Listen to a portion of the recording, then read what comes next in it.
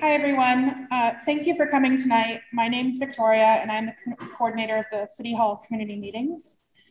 Before we begin, I would like to note that live transcription is available for those joining via Zoom. If you would like to see live captioning during this meeting, please select the See Captions button. I have a few additional housekeeping remarks before we get started. Bathrooms are located in the corner to the right of the stage. Everyone is welcome to pizza and refreshments, which are located at the back corner. Tonight's community meeting is in a hybrid format.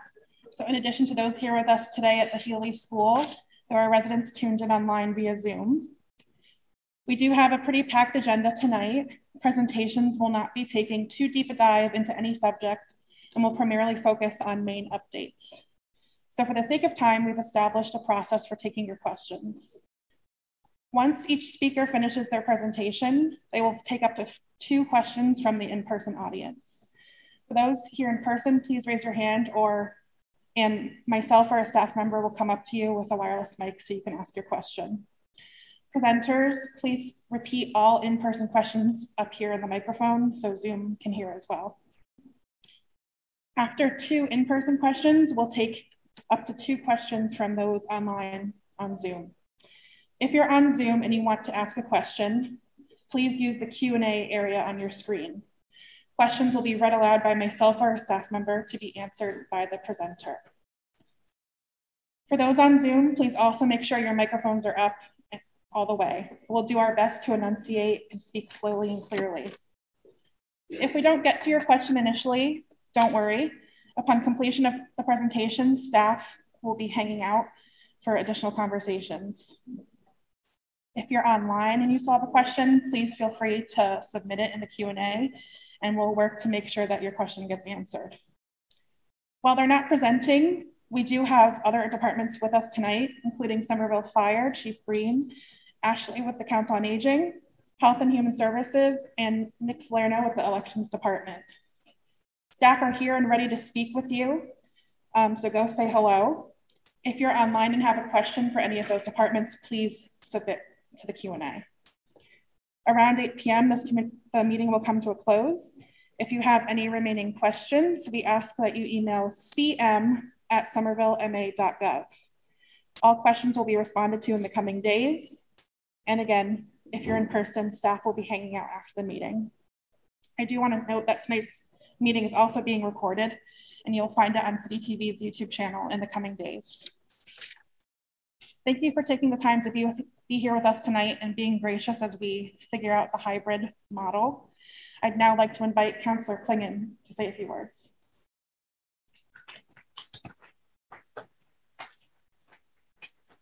Thank you. Good evening, Ward 4. It's really a pleasure to see all of you. It's been so long with the pandemic. We haven't been able to do one of these in a long time. I'm glad that Mayor Valentine has brought these back. And really excited to hear what's all the stats and so on. But I want to just update you in terms of the projects that are happening in Ward 4. As you know, right here in the school, the Healey School, right in the backyard. They're redoing the Healey schoolyard. It's going to be beautiful. I don't know if you've had a chance to see any of the drawings online, but we're finally going to have an ADA ramp that connects the Mystic View housing up to this area to the boathouse.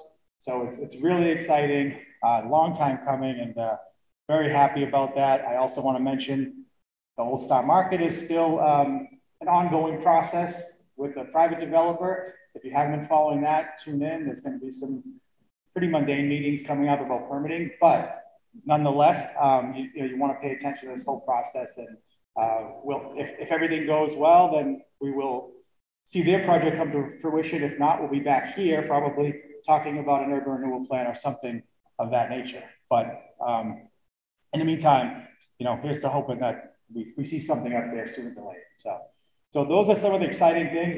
I've put in some new speed bumps put in here and there, and some biking and pedestrian infrastructure we've been excited about. So just really happy to be able to be here and serve you all this evening and to continue to serve you. And actually, I want to bring up Jake Wilson because he lives right up the street and he is an at-large counselor, but I do want to give him the opportunity just to say a brief word, because he is sort of like your home-based ward counselor. We also have Counselor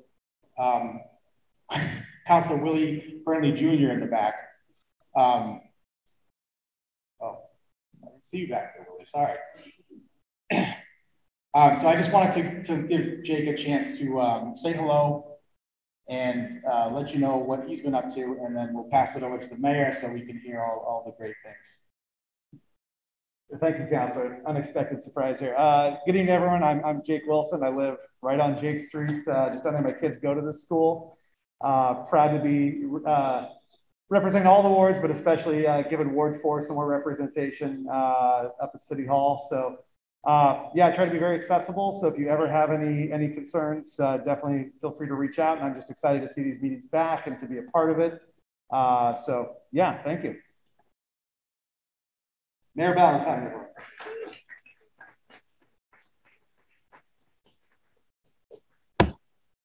I didn't quite hear what's going, but I guess this is not working. Is that the idea? Okay, so thank you everybody for being here. It's really excited to see you all here. I just thought we'd, I'd ask a few questions so we can get to know who's in the room and you know who your neighbors are. So I'm going to ask you to raise your hand after a series of questions that I have for you. So would you raise your hand if this is your first meeting? Awesome, welcome. Would you raise your hand if you've lived here for under a year? Would you raise your hand if you've lived here under 2 years? If you've lived here between 2 and 5 years? 5 and 10? 10 and 15? 15 and 20? More than 20, raise your hand. Okay. Raise your hand if you've lived here your whole life. Awesome, welcome. Woo! So, would you raise your hand if you go grocery shopping at Market Basket? If you go grocery shopping at Stop and Shop? Okay. If you shop over at Twin City Mall, raise your hand. Assembly? Okay. How about Winter Hill? So on Broadway, small main streets.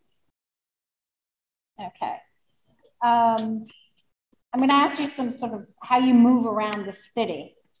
Would you raise your hand if you walk mainly, go to work or mostly around the city? Okay. Raise your hand if you use public transit is your main mode of transportation. Use your bike, raise your hand. Use your car. Okay. Would you raise your hand if you live and work in Summerville? Would you raise your hand if you work in Boston or Cambridge? Okay. Would you raise your hand if you have a dog? If you have a cat? If you have a dog and a cat? I know, isn't it? Okay, so let me ask you all, is there a question you'd like to know about your neighbors who are sitting here in the room? And I'm gonna ask a resident. Not a city official, not an elected official. Okay. Thank you. That, of course. Raise your hand if you have children in the Somerville public school system. Okay. Okay, go ahead. Do you have an electric car? Raise your hand if you have an electric car. Okay. All right, so thank you. My name is Katiana Ballantyne. My pronouns are she, her. I'm so excited to be with you here tonight. I've attended these meetings as a resident, as a city councilor, as a city council president, and now as mayor. Some of you may remember these meetings known as Resistat. And for some, this might be your first time attending here, which you said, to any meeting for Ward 7. And this might be your first, we're renaming them to City Hall community meetings. Whichever is true, I hope tonight provides you clarity on how City Hall is and can be a resource for you. I also hope to empower you to get involved in city processes. The goal of the Ward City Hall community meetings is to provide information, access, and community. So information that we share, access, because many of my city department heads are here today, so you get access to them, and then hopefully you've made some friends and new neighbors and have a better sense of community here. So understanding, so on the information piece, understanding Summerville and how we utilize city services and resources is equally important for residents and for staff. In order to identify and act on current issues, we first have to understand Summerville today. So I'm going to share some data back with you. The city of Summerville is 4 square miles. Cambridge is 45 square miles. Boston is 90 square miles. I'm also going to share some budget. We're at about 309 million. Cambridge is at about 800 million. And Boston is at 4 billion. Every 3 years, roughly 60% of our population turns over. This consists of residents moving in and out of the city. That's roughly 50,000 people out of 81,000. In the last 20 years and the census between 2010 and 2020, population rose by 7% to a little over 81,000. We have 50+ languages spoken within the city of Summerville. Our demographics are, we're a community 76 white population. Summerville Public Schools is almost the reverse, with a majority minority school district, and over 60% are identifying as low income. Jobs in Summerville have increased by over 8,800 between 2011 and 2021. So I hear a lot about speeding cars and roads and pass-through traffic. So I wanted to share, what are the numbers? So Interstate 93 carries roughly 200 vehicles during a weekday. Route 28, which is the Feltway McGrath, carries roughly 60,000 vehicles. This is during the work week. Route 38, Mystic Ave, carries about 30,000 vehicles. In terms of the major local streets, Broadway on Winter Hill carries roughly 20,000. Temple Street carries 12,000. Medford Street carries roughly 10,000 vehicles. And by comparison, the smaller local cut-through streets volumes include Sycamore Street, 1,500, Walnut Street, 1,500, Marshall Street, 1,000. And in the last decade, our revenue has increased. So in FY13, we were just under $185 million. And for our budget for this year is a little over $309 million. We have 17 city parks, which have been renovated in the last 10 years. On average, we plant 350 trees to our urban canopy every year. These statistics confirm significant change from where we've been to where we are as a city.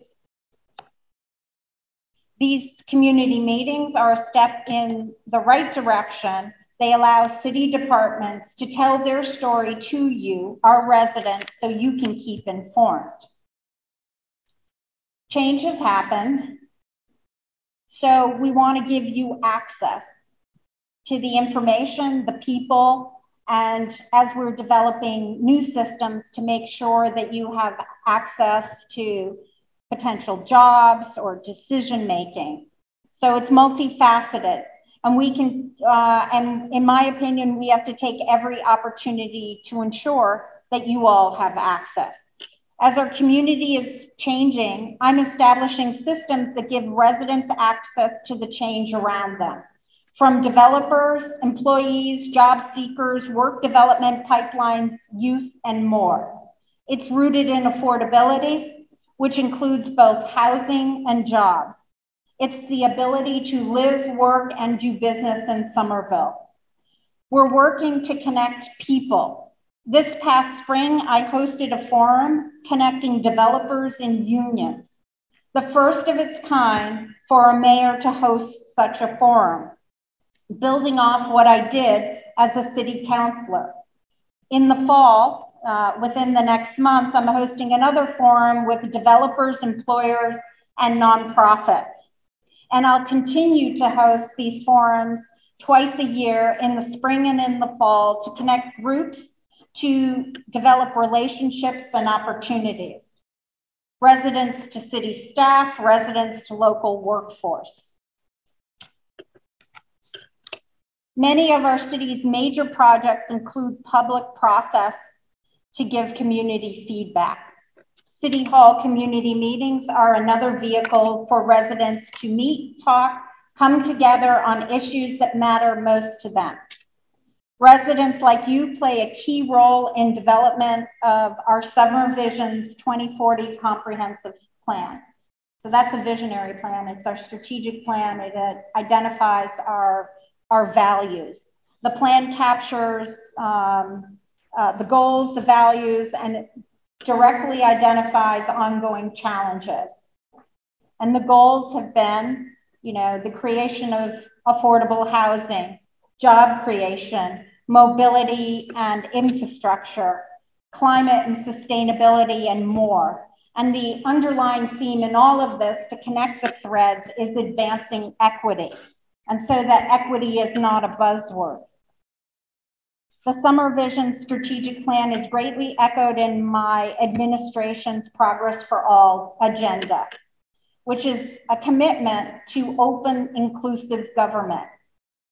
First, we ask, how do we create progress for all? The answer is through inclusive, intentional efforts, always viewed through the equity lens. We must make space for all voices and prioritize those who often feel unheard. Progress for all begins with listening and understanding the concerns.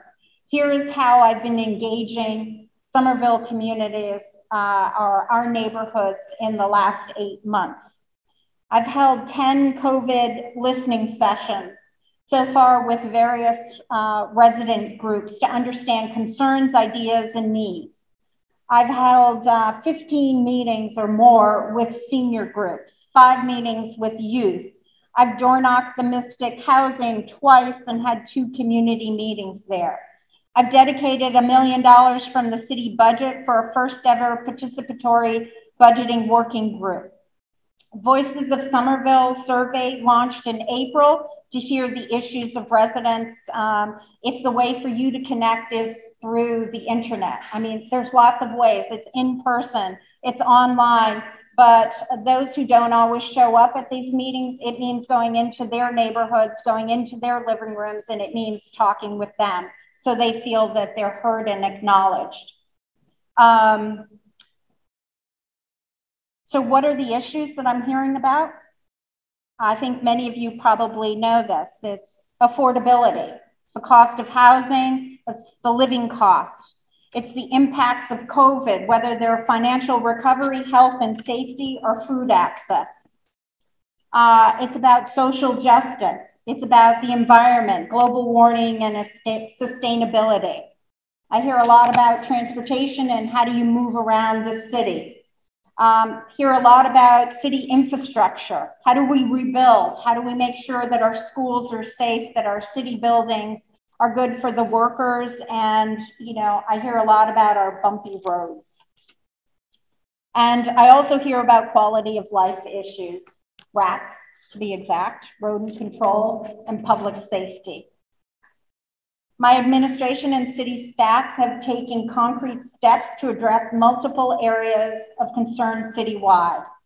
Affordability, it's free breakfast and lunch for Somerville public school students. It's free tea passes for 7th, 8th graders through high school.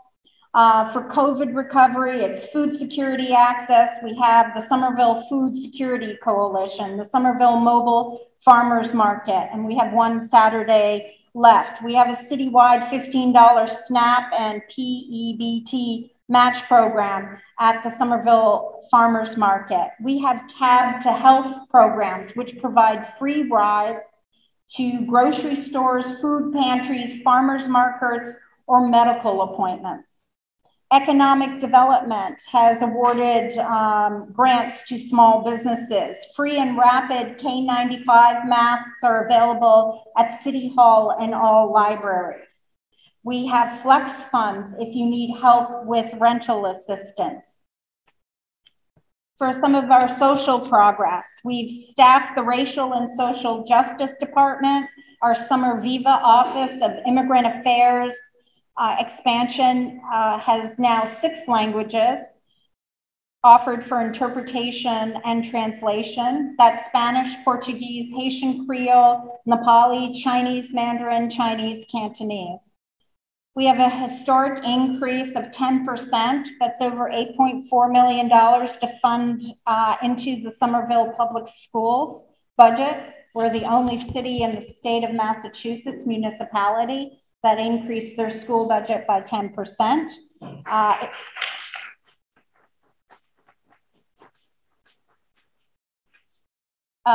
You know, one of the outcomes is that we have, as we've heard, that youth and mental health issues are a problem and a priority, I should say, for everyone. That meant in the schools, we've added 10 additional mental health staff members at all different levels, from behavioral therapists, social workers, to redirect and more. In affordable housing, we added $8.5 million to the Affordable Housing Trust Fund for land acquisition. At Clarendon Hill Public Housing, we were able to do a district finance, it's infrastructure financing. It's a way to get more affordable housing by using a special financing tool that the state allows us to do. And that will create nearly 300 affordable housing units.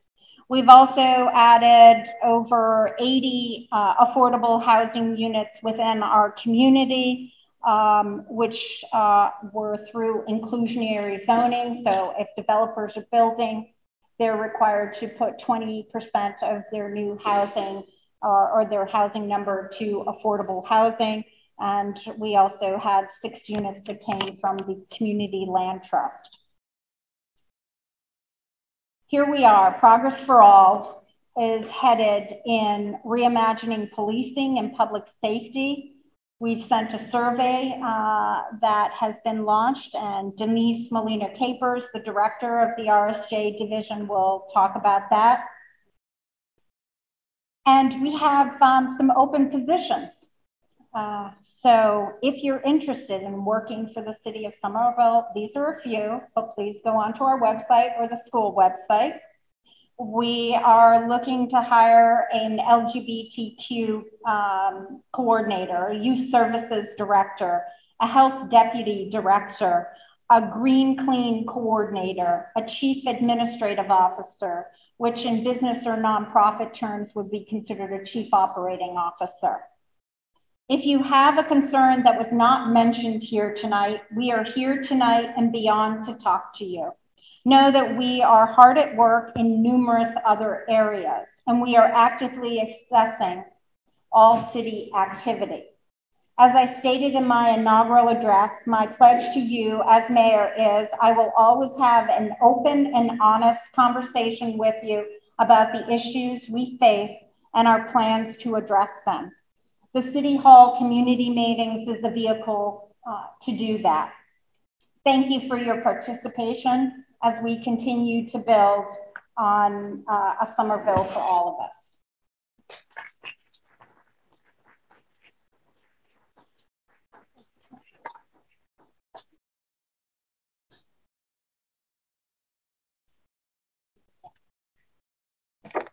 Hi, everyone. Thank you for being here tonight. My name is Emily Sullivan. I am the Climate Change Program Manager in the Office of Sustainability and Environment. Tonight, I'm going to share updates on 3 different programs that OSC manages. Next slide. Oh, do you want to ask questions? My apologies. I also wanted to announce that State Representative Christy Barber is in the audience.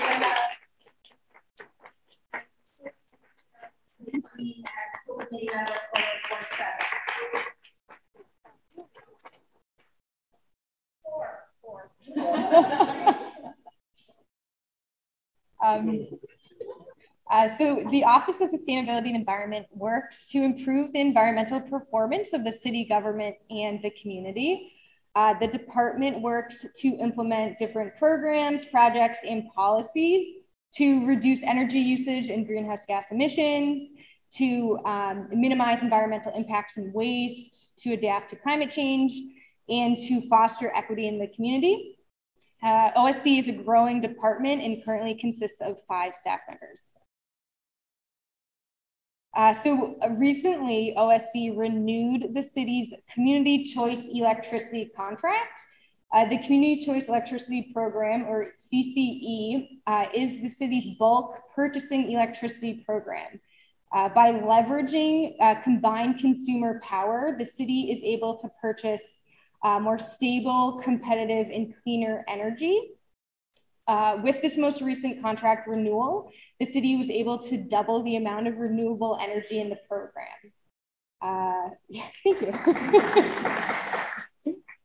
All of the energy used through the CCE program is generated regionally and therefore supports regional clean energy projects and jobs. Next slide, thank you. Just a few things to note about the CCE program.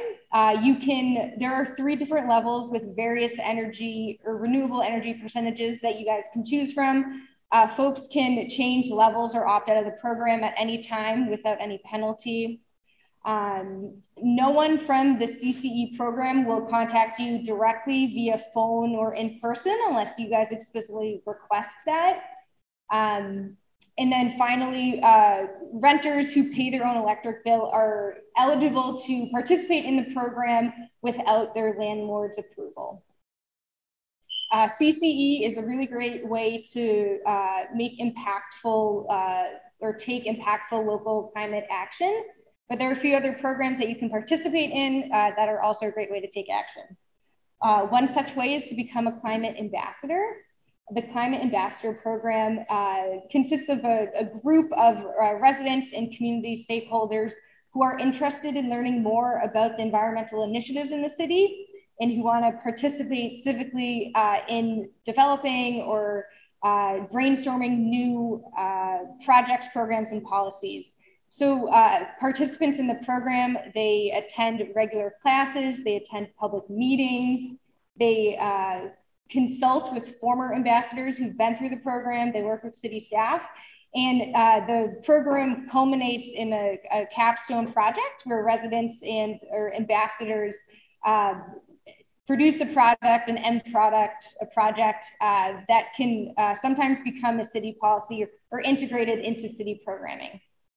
The 2023 Ambassador Program will start in early 2023, and then it will end in June 2023. And more information will be updated online about that program. And a big focus of the 2023 Ambassador Program will be the Somerville Climate Forward update, which we will be embarking on this fall.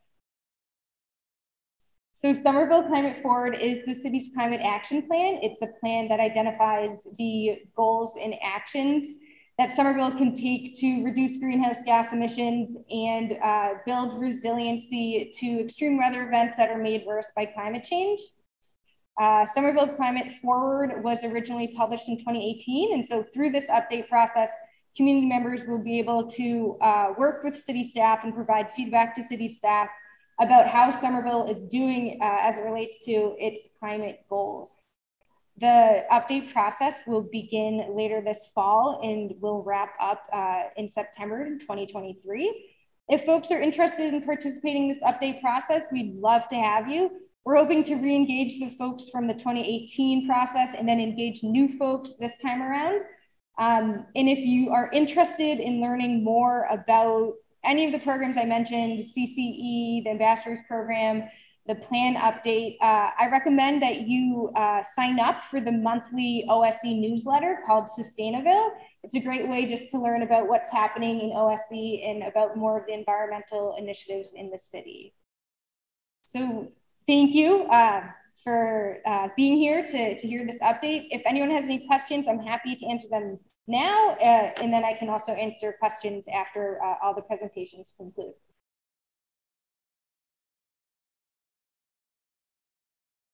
Okay, thank you.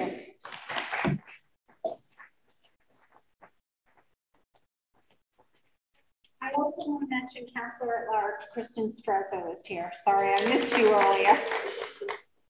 We got Willie earlier. Okay. I should just say all elected officials, raise your hand. Okay.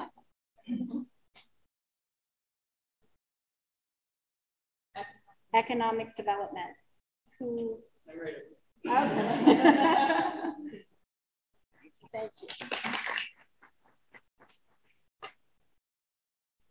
Hi everyone, my name is William Blackmer and I'm representing the Economic Development Division this evening. Economic Development is one of the 7 divisions of the Office of Strategic Planning and Community Development in City Hall. We have 3 areas that our division focuses on, the first of which is workforce development, which involves making sure that training and education opportunities are available that connect residents to employment in the city. The second division is business development, which primarily involves working closely with our Main Street organizations and providing technical support and financial support to small businesses across the city. And the third division is real estate development, which involves the buying, selling, and leasing of surplus city properties across the city. One example of that currently is the Summerville Armory. So I'm going to talk now a little bit about 2 of the proposed redevelopment projects that are happening here in Ward 4. So the first of these proposed redevelopment projects is at 299 Broadway, as Councillor Klingon mentioned a little bit earlier. Here are some of the statistics on the project, but to tell you a little bit about the development process, the development team has presented to the Winter Hill Civic Advisory Committee at 5 separate meetings, 2 preliminary meetings and 3 meetings related to the permitting processes.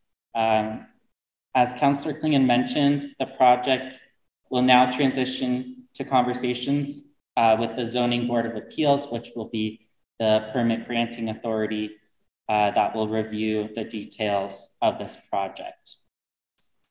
After the permitting stage of the project, the Civic Advisory Committee will then resume their work as their role as advisors on the site and others in urban renewal plan in the urban renewal plan area in spring of 2023. So there are a couple of upcoming meetings to learn more about the proposed redevelopment at 299 Broadway.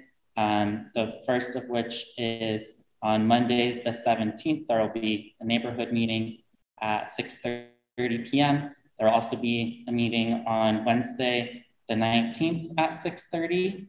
And more information about this project can be found by visiting the link here on the Summer Voice website and searching Winter Hill Plan implementation.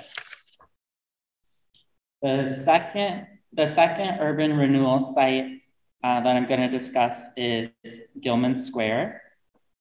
Gilman Square also has a civic advisory committee that consists of 2 ward city councilors, Councilor Klingen and Ben Ewan-Campen, along with residents, business owners, and employees in the area who have volunteered, residents, business owners, and employees who have volunteered their time. The Civic Advisory Committee assists with outreach in the community to provide feedback at key stages of the process. So up until this point, the CAC has prepared or has received feedback from several workshops, in-person meetings, and tabling events to get a resident input on what they would envision for this space. There will be an upcoming meeting, the date to be determined in mid-November, to learn more about this project. And similarly, you can also visit the Summer Voice site to learn more about Gilman Square as well. So I am happy to take questions.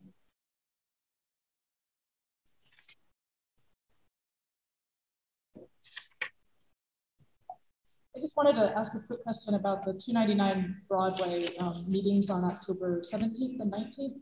Are those duplicates, the same content, or different?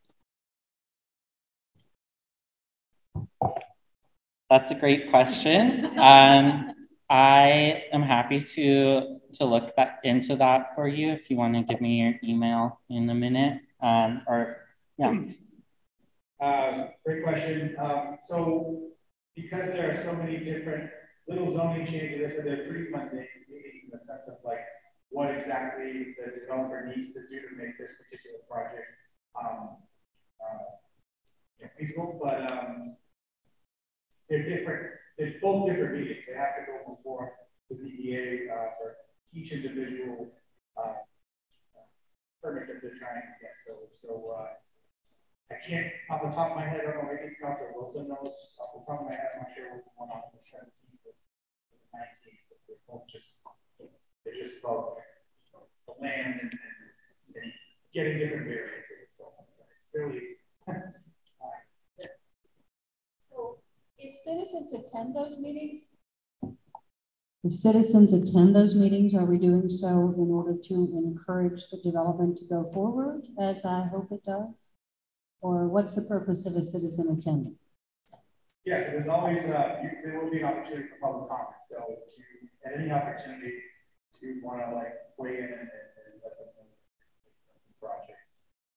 But it would be on each individual piece of what they're trying to do, which is like, again, I have to know exactly what they were trying to. There's literally like 6 meetings with all the variances of this project, just so that they can even chop off the lots and stuff like that. It's really, so yeah, go to every one of them and say, yeah, I really want them to be able to do that. I would be trying to influence the zoning board in favor of the project. Is that it? If you so choose, if you like the project. Yeah, if you so choose, and if you want to see the project go forward, I would say you can always just listen and email, you know, just a general support after every month or something. But I gotta say, this one's like way in the weeds.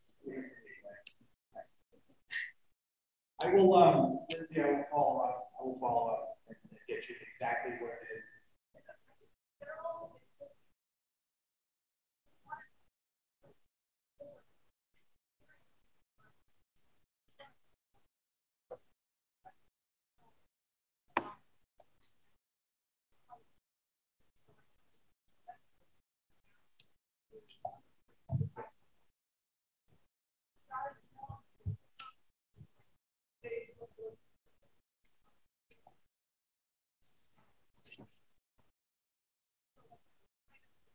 I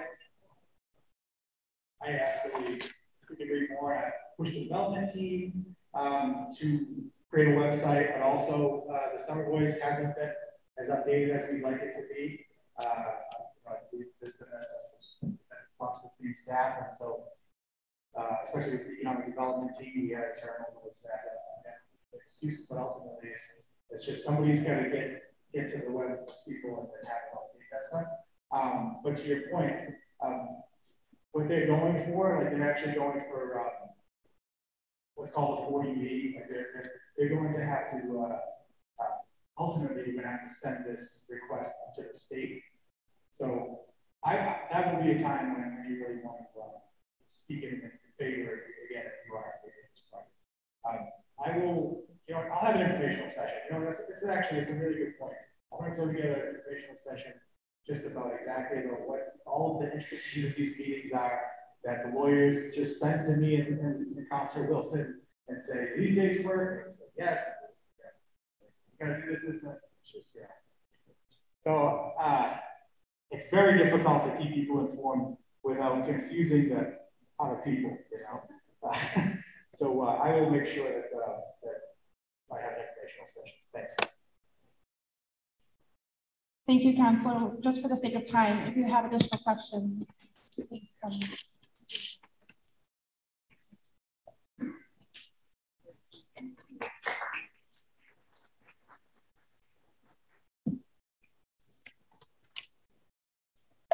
So hi, everybody. Good evening. My name is Ellen Schachter, and I'm the director of the Office of Housing Stability here in Somerville. Our office has been open since 2019 and has grown, and I think there have been some really exciting and important achievements in the area of housing stability.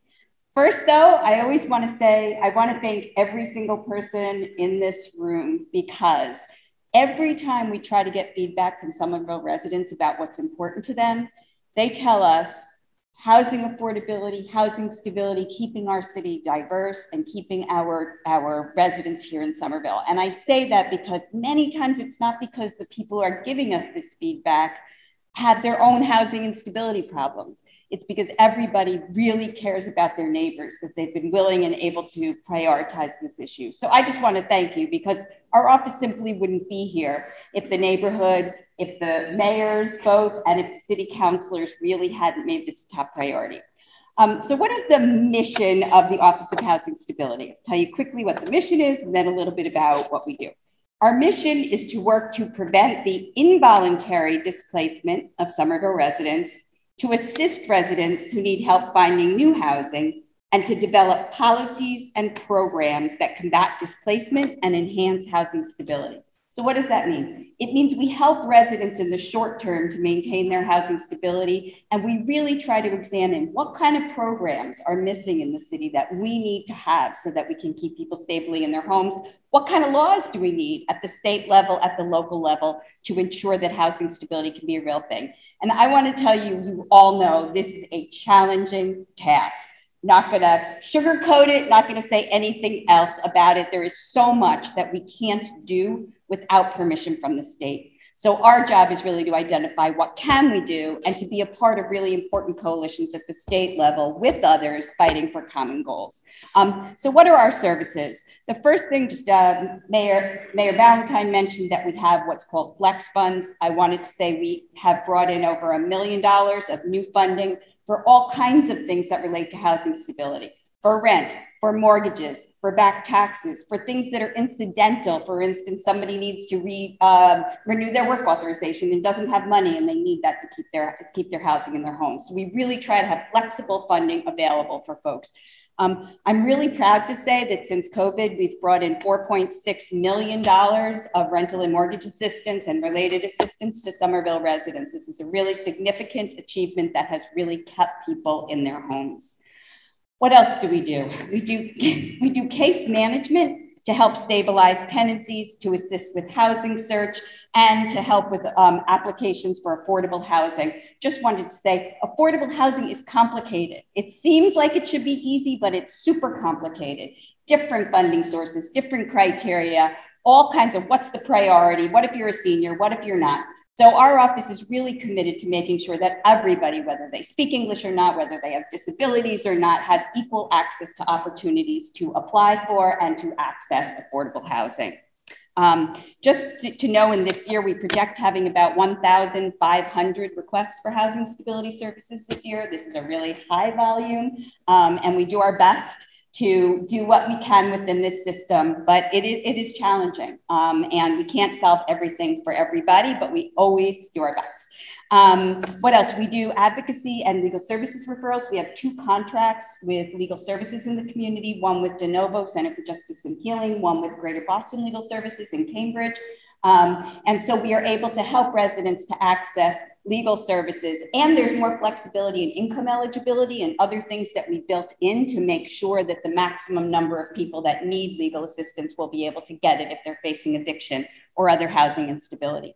And we do a lot of outreach, education, workshops, trainings for tenants, landlords, and advocates. And I really do want to stress this. There are many landlords that we work with. Oftentimes in landlord-tenant conflicts, there are win-win solutions. Sometimes we need to put services in place. Sometimes we need money, right? Sometimes there might be a repair that needs to be done, but that then somebody, let's say, stops withholding rent, whatever it may be. So we really reach out to all of the landlords in the community. Please feel free to call us.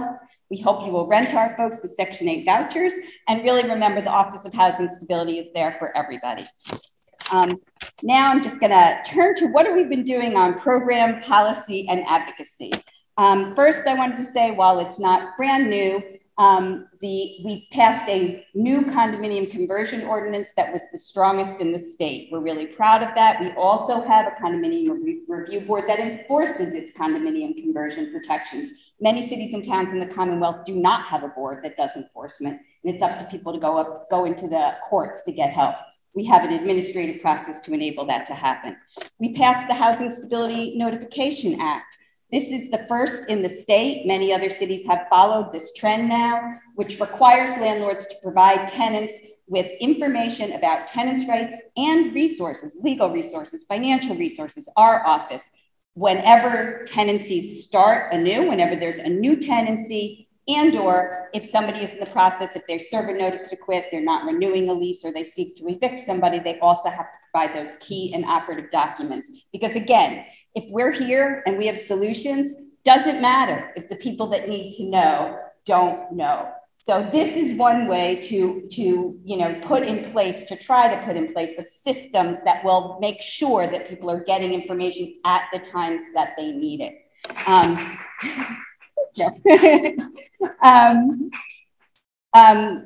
What else? We have also worked on several really critical state legislative campaigns. I wanted to say what the main priorities are that we have been working with. We started a statewide coalition here out of Somerville for a real estate transfer fee. What that would mean is that I will say that high-end real estate transactions would have one-time fees, and that money would then be used for affordable housing.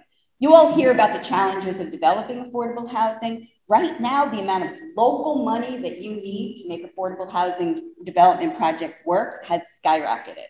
That means that in addition to what the federal government or the state government can give, right, we need to locally identify new opportunities for these resources. A transfer fee is the best opportunity we have for sustainable, predictable, ongoing income. But we need the permission of the state to do this, like so many things in the area of housing. And I'm looking to Rep. Barber, who has certainly been a champion for all things housing, which we greatly, but it's been challenging. The state house is a difficult climate to get some of these housing pieces passed. But so one big one, real estate transfer fee. What else do we need? We need a reasonable form of rent stabilization. We simply can't get out of this mess by building enough affordable housing units for everybody. We need to keep people in their homes.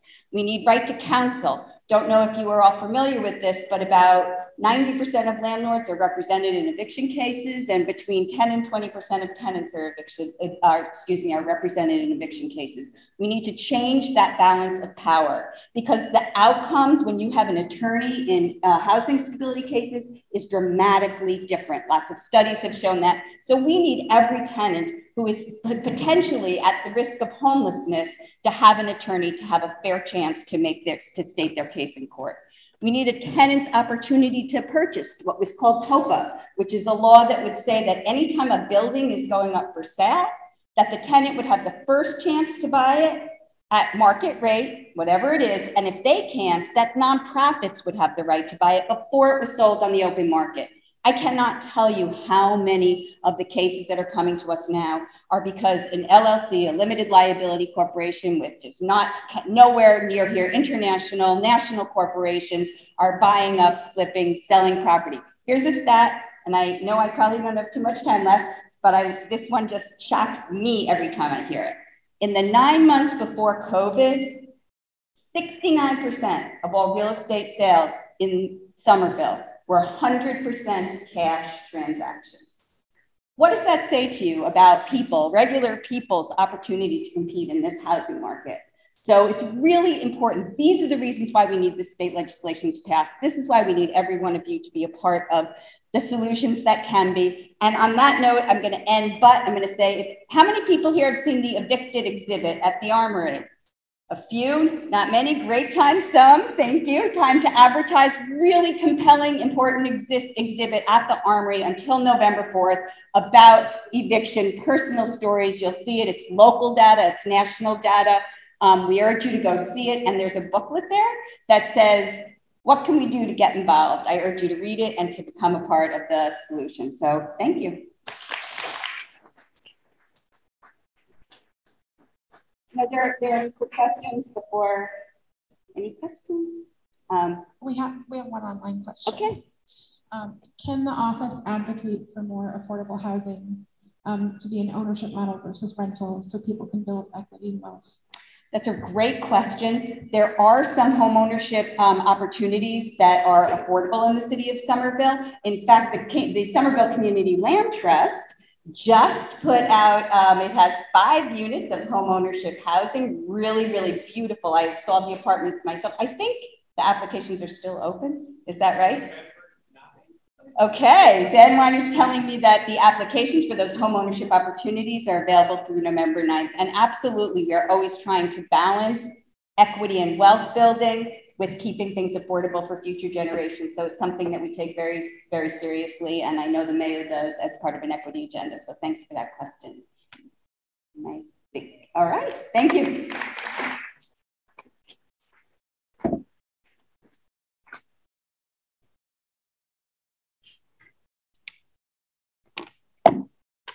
Hello, everyone. Can you hear me?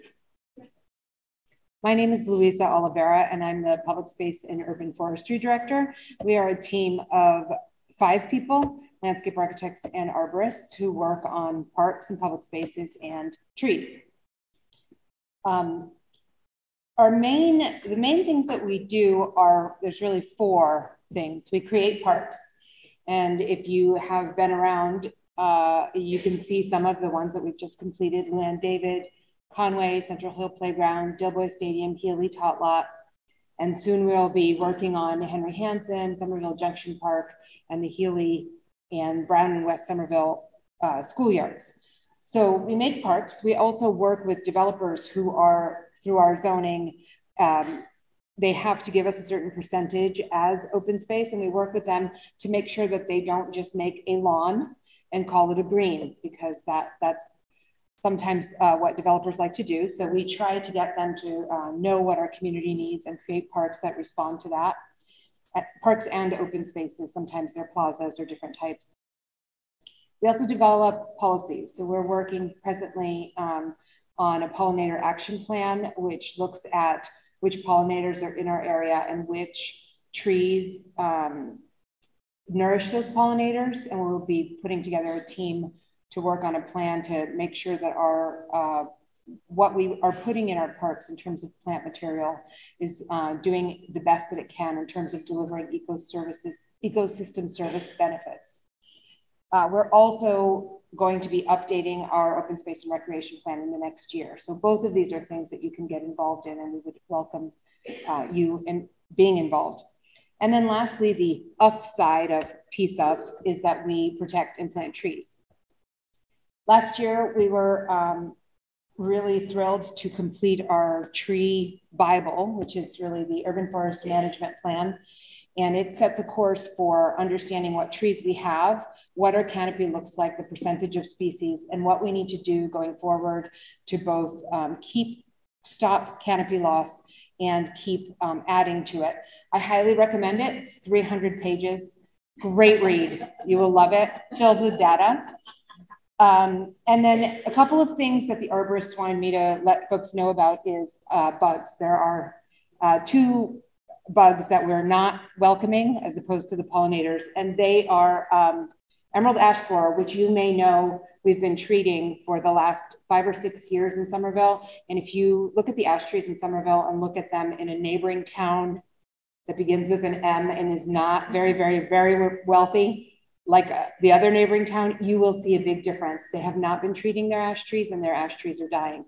So the emerald ash borer is a big problem. And what we are starting to see now is the spotted lanternfly, which has been identified in Massachusetts. If you see that in any of its phases, the recommendation is that you squish it. So please be on the lookout for spotted lanternfly. Unlike emerald ash borer, there is no treatment for it to prevent killing the trees. It usually hosts, one of the big hosts is the tree of heaven, which unlike its name is not a very welcome tree, but it does also feed on other trees. So spotted lanternfly, squish. And then next slide. Here is a map of the trees that we plant every year. We are up to about 350 every year. We have 2, yes, we're happy about that too. We have 2 foresters in our department and a tree warden in DPW. We call them the tree amigos, and they work on getting all of these trees in. So for the fall, this fall, we're working on getting 195 more. If you see a tree and you want to help, especially in times of drought and hot days, please fill the green bags at the base of them. Those are called gator bags, and they can never be too full. When they're new, there is a contractor that's supposed to come by and fill them, but it is just so hot. And on these times of drought, you can absolutely take care of our trees and help us. And then the last thing I want to talk to you about is happening right here. It's a kind of highlight project in the Healey schoolyard and the ADA path. And you can see in the first slide, there used to be no way to get up to the hill that was that you could do safely in a wheelchair or with limited mobility. There is now an access path that goes up to the Healey School from the Mystic. And this is huge, number one, because it allows people that are not able to climb to get up, but also it really takes down a barrier between the 2 communities of the Mystic housing and the upper community. So we're really hopeful that everyone can start to enjoy this space. It's been quite a transformation. If you remember, that was a slope and an actual field is being built on top of it. You can see that rectangle. And then the other 2 pictures are of the schoolyard and of, you can't see, but what's coming on this upper right hand is the basketball courts. So just to let you know what's happening at the Healey, and it is very much a transformative project in that everybody from all of the different communities is going to be able to use it. There's a tot lot for smaller children that was finished a couple of years ago.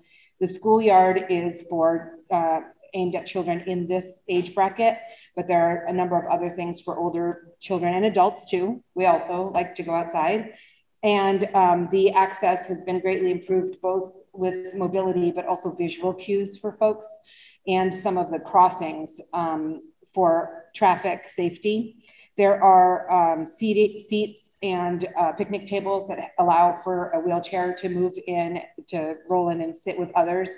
So a number of different ADA accommodations. And then there will be an under 12 field that you can see coming soon, and 2 basketball full courts, an outdoor classroom, and this is the good one, the addition of 144 trees.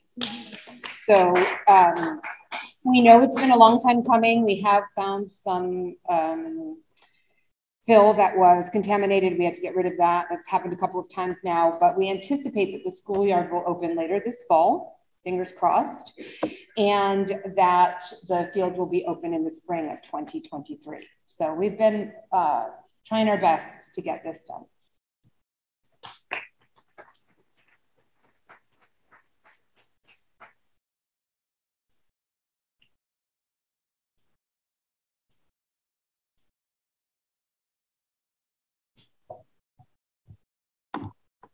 Hello, hello. So booming. Well, first off, thank you for the work y'all do. I know that you're developing tons of policies, such as stuff about signage for privately owned public space, which I'd love to continue talking with you about. But my question was about parks, actually, because creating new parks is something I think most Somerville residents love and want more of. And I know, as a member of the Memorialization Committee, I helped name a new park that's coming to Somerville, hopefully next year, named Leonard Grimes Park, which will be named after a Black abolitionist who lived in East Somerville over 100 years ago. I'm just curious if you've been speaking at all with the developer who's doing it. It's going to be in Ward 1, sorry, Ward 4. But it will be nearby. So I'm just curious if how that process is going. Councilor Burnley, do you know the address of that project? I believe it's 31 Tufts Ave. It's near like Everett Street, which is a very small street.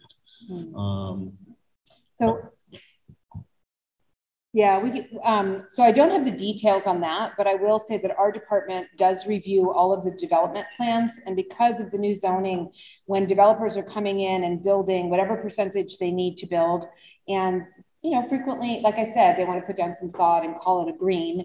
But now they have to deal with us, and we are saying to them, one, you need to do a civic space study to figure out what are the needs of the neighborhood, who lives in this neighborhood, what amenities are missing from this neighborhood. And then we push them to build things that are more active, that have a better, aside from a green or something passive. And sometimes people will go to the neighborhood meetings and really push for something that's just lovely when we really actually need something for kids to do or other things. They now have to go through us. So I can get back to you on the process of where that is. In terms of the naming, yes, whenever we are building something new, we hand it over to the Memorialization Committee, and they get to name it for all sorts of different people.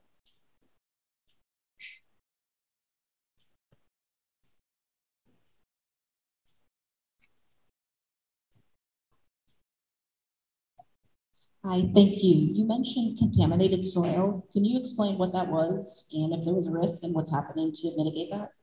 Yes, contaminated soil is my life. If any of you know anything about the Conway project, we've been dealing with some highly contaminated soils. This, however, was not that.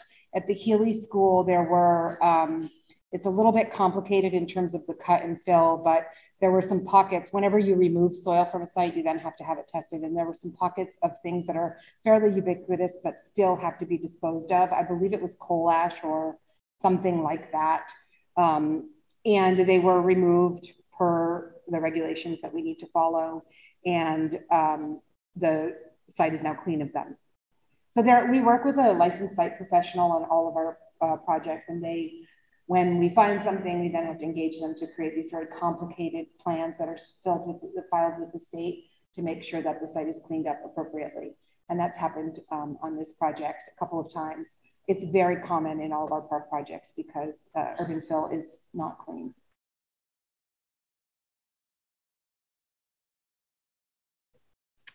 Great, thanks very much. And don't forget to water the trees.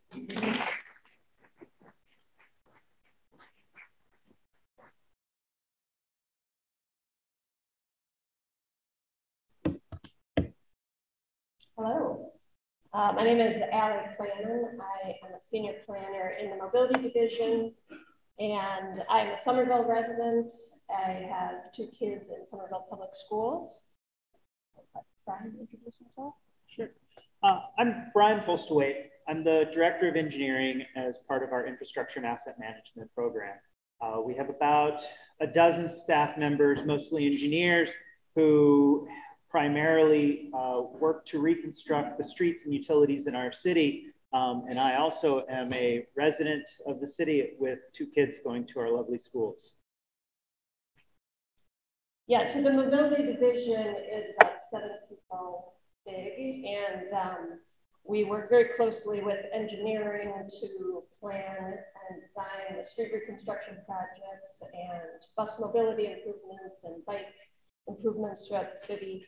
So we wanted to talk tonight about how we work together across departments and about some projects in a little bit more detail.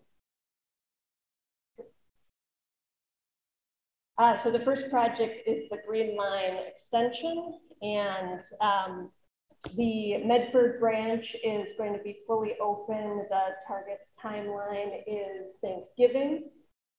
This is a huge accomplishment, as many of you probably know, and the project was almost canceled more than once, and it's because of the advocacy and work of residents and local and state elected officials that we are now seeing this huge improvement come to Somerville. So we've all been dealing with a lot of construction impacts over the past several years, and it's very exciting that we will now hopefully see the benefits of the Green Line extension. The next and related project that we wanted to talk about is the community path extension. So this also, as being related to the Green Line extension, was not a foregone conclusion that this was going to be part of that project. It's also because of the advocacy and work of residents and leaders that this important multimodal path is opening. So it is set to open 1 month after the Green Line extension. And the picture right here is what most of the community path extension will look like. So it's actually different than many of the areas of the community path that you may currently be familiar with. And that's just an important point because it relates to some of the operations and maintenance roles that the city will be playing, and some of the learning curve that all of our departments, DPW, police, fire, will have to have when the path opens, in terms of how does the trees and the other plantings maintained, how are the light bulbs replaced, what happens when it snows, and how is that cleared. So we just want to sort of set the expectations for that the city has been working many years to plan for this and to learn and plan for how maintenance is going to happen. But there will be a learning curve for all of us. And yeah, anything else you wanted to add about the community path?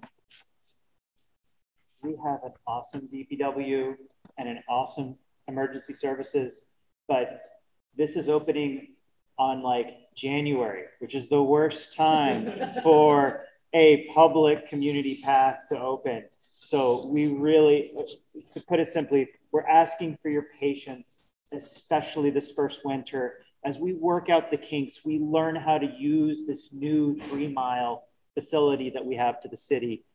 It will take us some time to get it operating and working 24/7 around the clock. It's not going to be there the first year, and it's going to take us some time to get it. So we're thanking you now for your patience.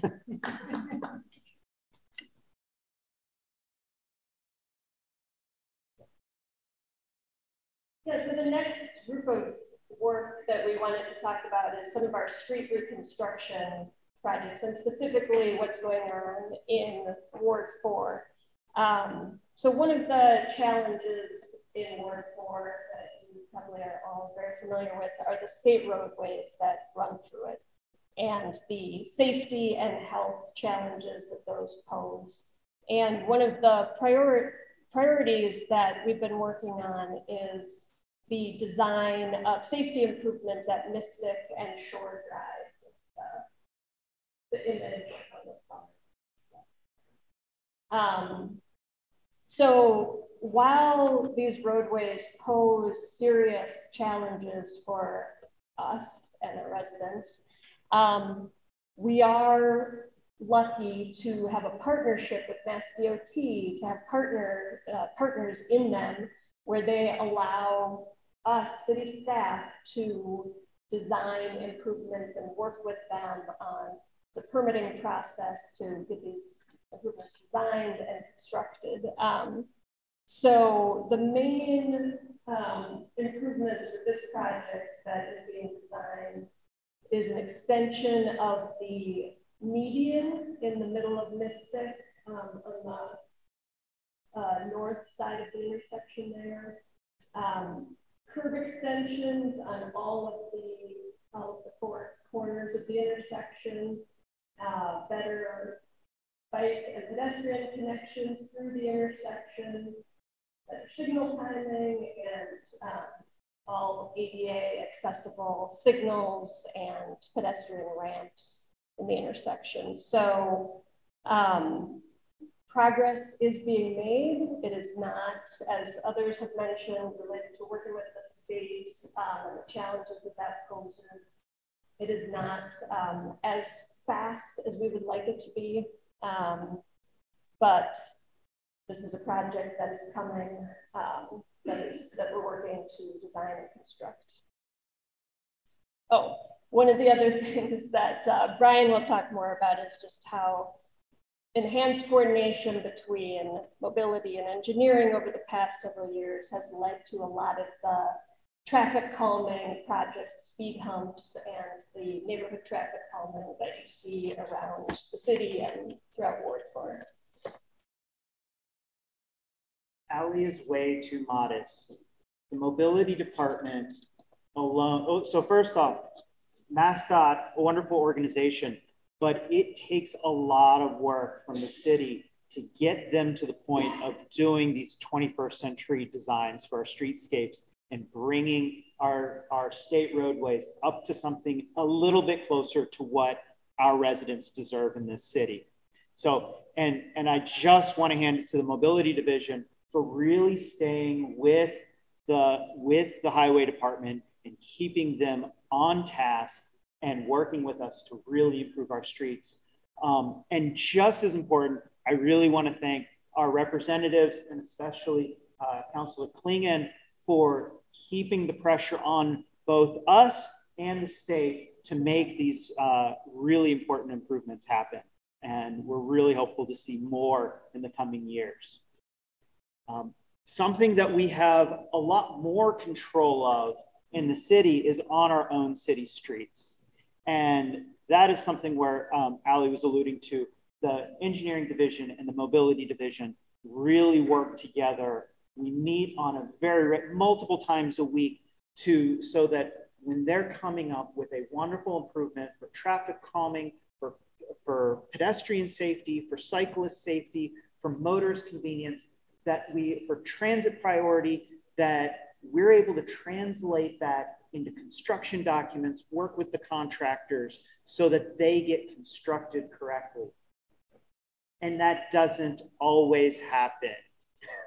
So one of the things that I wanted to point out is this year we've been really stepping up our movement to do speed humps throughout the city. And many of you have seen them. We've put them in on Sycamore and we put them in on Jake Street here in Ward 4.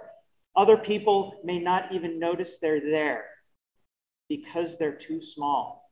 So these are the type of things where we're working with our contractors on a regular basis. These are new for them as well. And we're trying to work with them and get them to build it right the first time. And when they don't, work with them and get them to build it right the second time.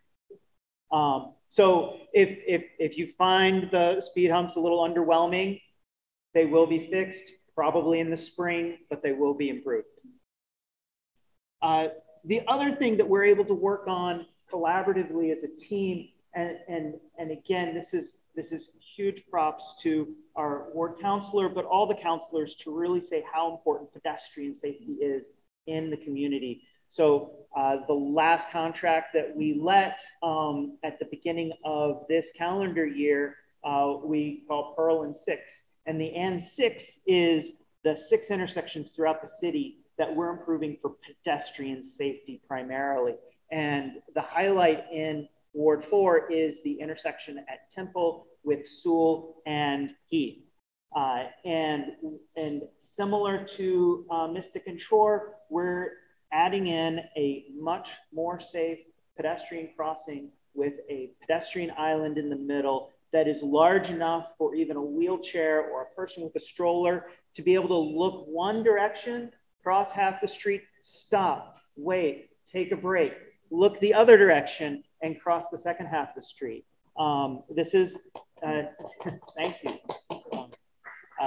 These are elements that we've been rolling out throughout the rest of the city. They also serve to slow motorists down. It doesn't limit throughput of the streets. We still get the same amount of traffic through our streets, but it serves to slow the motorists down. It gives them a chance to encourage them to pay attention to the other people who are on the road that aren't necessarily in a vehicle. All right, let's go to the next one. All right, I'm gonna change gears on you all together and I'm gonna go underground for a moment. So we have one of the best water supply systems in the US with the MWRA, but it's old, like much of our infrastructure. And a lot of the infrastructure coming into our homes are equally old and have lead pipes or other non-copper pipes. So for the past 2 years, the engineering division has been running a fantastic program where at no cost, we are replacing the non-copper services, water services that go to residents' homes. And in the past 2 years, we have replaced over 150 services. We plan to replace 100 more this year. And if you suspect that you might have a non-copper service, please go to our website, check to see if you're on the list, and we will prioritize you for the following year. A good question that came up last night at Ward 3 is, don't we already do this? And yes, we do. If we're out replacing the water line in your street, we're already looking at this list and we're already replacing those non-copper lines. But many parts of our community have perfectly good water lines. We're not replacing them anytime soon, but you still may have a service that needs to be repaired. So if you think that may be the case, please let us know. Next. All right. The next underwater thing, the underground thing that sometimes doesn't stay there is stormwater. We have we've been over the past 2 years, we've been doing a very large stormwater citywide modeling system that not only is based on current rainfall data, but is also based on the projections going into the future that we studied about 3 years ago. So we're trying to future-proof this as best as we can. This model is coming up with really important proposals on how to fix the system. And that plan will be released in November, this November, a month away. And one thing that I wanted to be clear and is really exciting is that 2 of the projects that really floated to the top of the list are in Ward 4. And that's the creation of a new stormwater outlet to the Mystic River, which will include sewer and drain separation in this ward that drains towards the Mystic River, so that we can give a really clear outlet for stormwater in the ward. The second one would follow that, which is a stormwater tank in Gilman Square which would likely be located at the Holman site, and that will follow on and after the Mystic River outlet, because we need to have a good outlet for that stormwater so that we are discharging our stormwater into a good receiving water body. Some people who know when I say separating storm and sewer, you know that I'm talking about combined sewer overflows. Who knows what a combined sewer overflow is? I'm sorry for you. Combined sewer overflow. Combined sewer overflows is when we get too much rainfall and our sanitary system overflows into the Mystic River. So we are going in, following this study immediately, to plan on how to best minimize, reduce, and hopefully someday eliminate CSOs. And what's great is this project that we're moving forward with the Mystic Outlet will help move that goal forward by creating a separate outlet that doesn't overflow our sanitary system, or at least reduces that overflow. So exciting things happening in the city of Somerville. I know it is a lot of construction. I know it really impacts us as a community. And I can just ask again, we really need your patience. We're really trying to make the city a better, safer, and healthier place for all of us to live. But it's not free. It's not free in money, and it's not free in time and construction. So thank you for your patience. Brian, we do have 2 online questions, but perfect.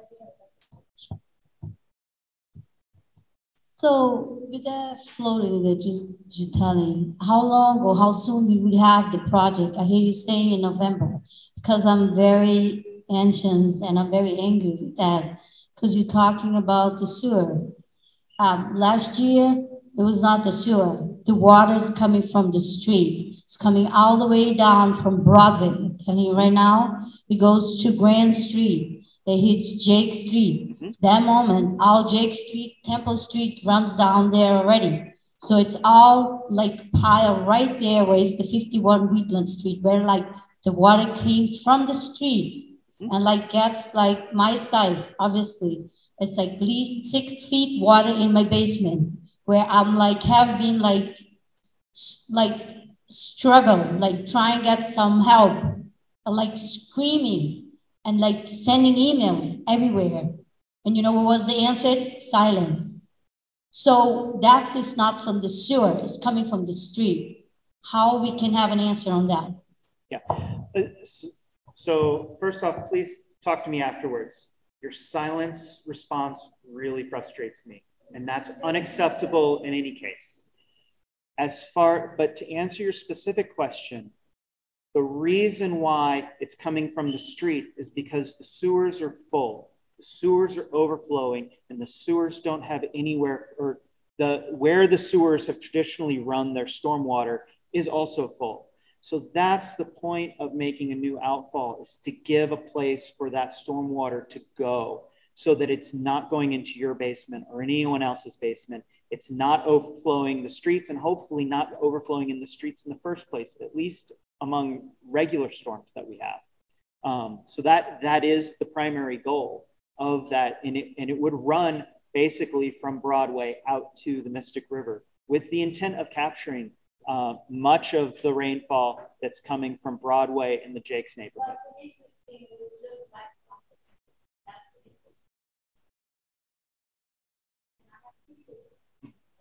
Okay, why don't we look at them afterwards?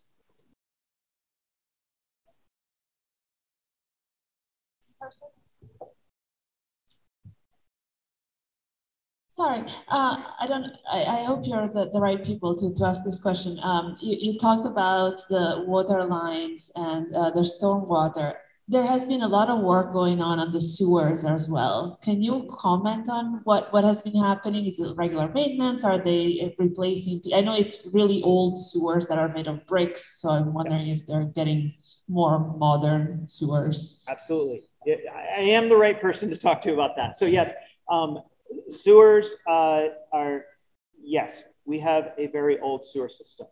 The sewer system is much older than all of us probably put together. It's at least 200 years old in some places. So when you see our sewer reconstruction work that is out there. It's out there to replace or reconstruct the existing sewers that are there. These are such as the sewer collapse on Medford Street that some of you may be aware of, an old brick sewer collapse. And we're in there right now through the Water and Sewer Department to replace that with a modern PVC plastic pipe that is much more durable and much more able to withstand the current demands, but also flows more quickly. So it's able to move more water more quickly. But a lot of our other systems, we have an annual project where we go out and we inspect sewer lines throughout the city. We determine what are the repairs needed for those sewer lines. And that's the most typical sewer construction project that you see. And it's the project that led to the work on Jake's and Edgar Street earlier this month. 2 questions from online. The first is there a plan for the city to go back to do an assessment of the street crossings for the community path from a safety perspective? Yes. We worked with the GLXC to the best that we could during the construction to address the safety and improve it as best as we could. We are now going through and working on elements that we can impact. So many of the streets, if we can fit speed humps in, like Central and Sycamore, we're putting in speed humps on the approaches to those crossings. But we will be regularly going back and looking at the impacts that both the community path extension with its many crossings, but also the new GLX stations with many of its entrances opening right out onto really narrow sidewalks on bridges. So we will be regularly looking through that with the mobility division to find out what's the best solution moving forward. Another question, will there be a typology for city streets? Can you describe what lies ahead? What will the type of streets be in the city?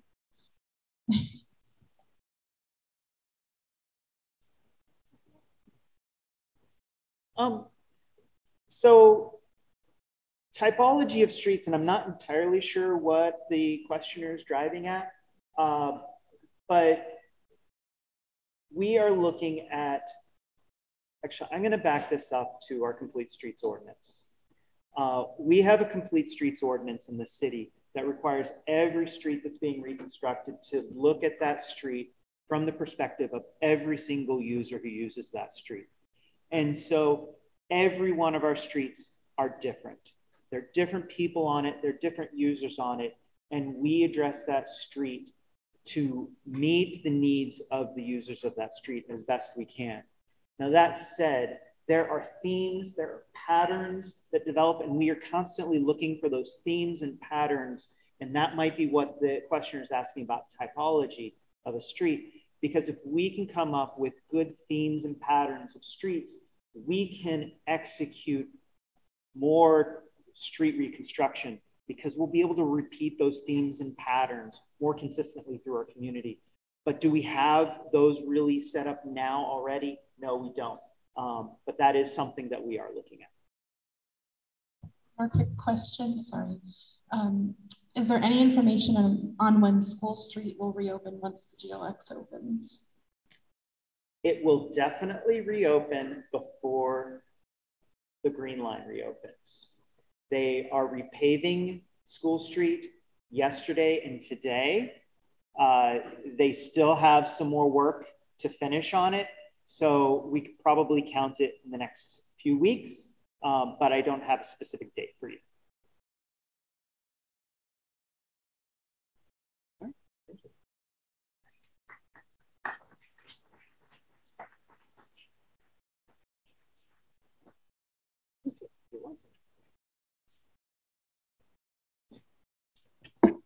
Good evening, everyone. I would like to welcome our city's ADA expert to please come up as she will be presenting with me.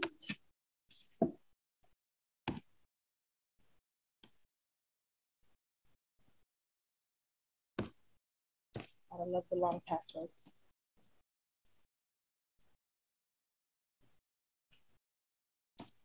All right, here we go.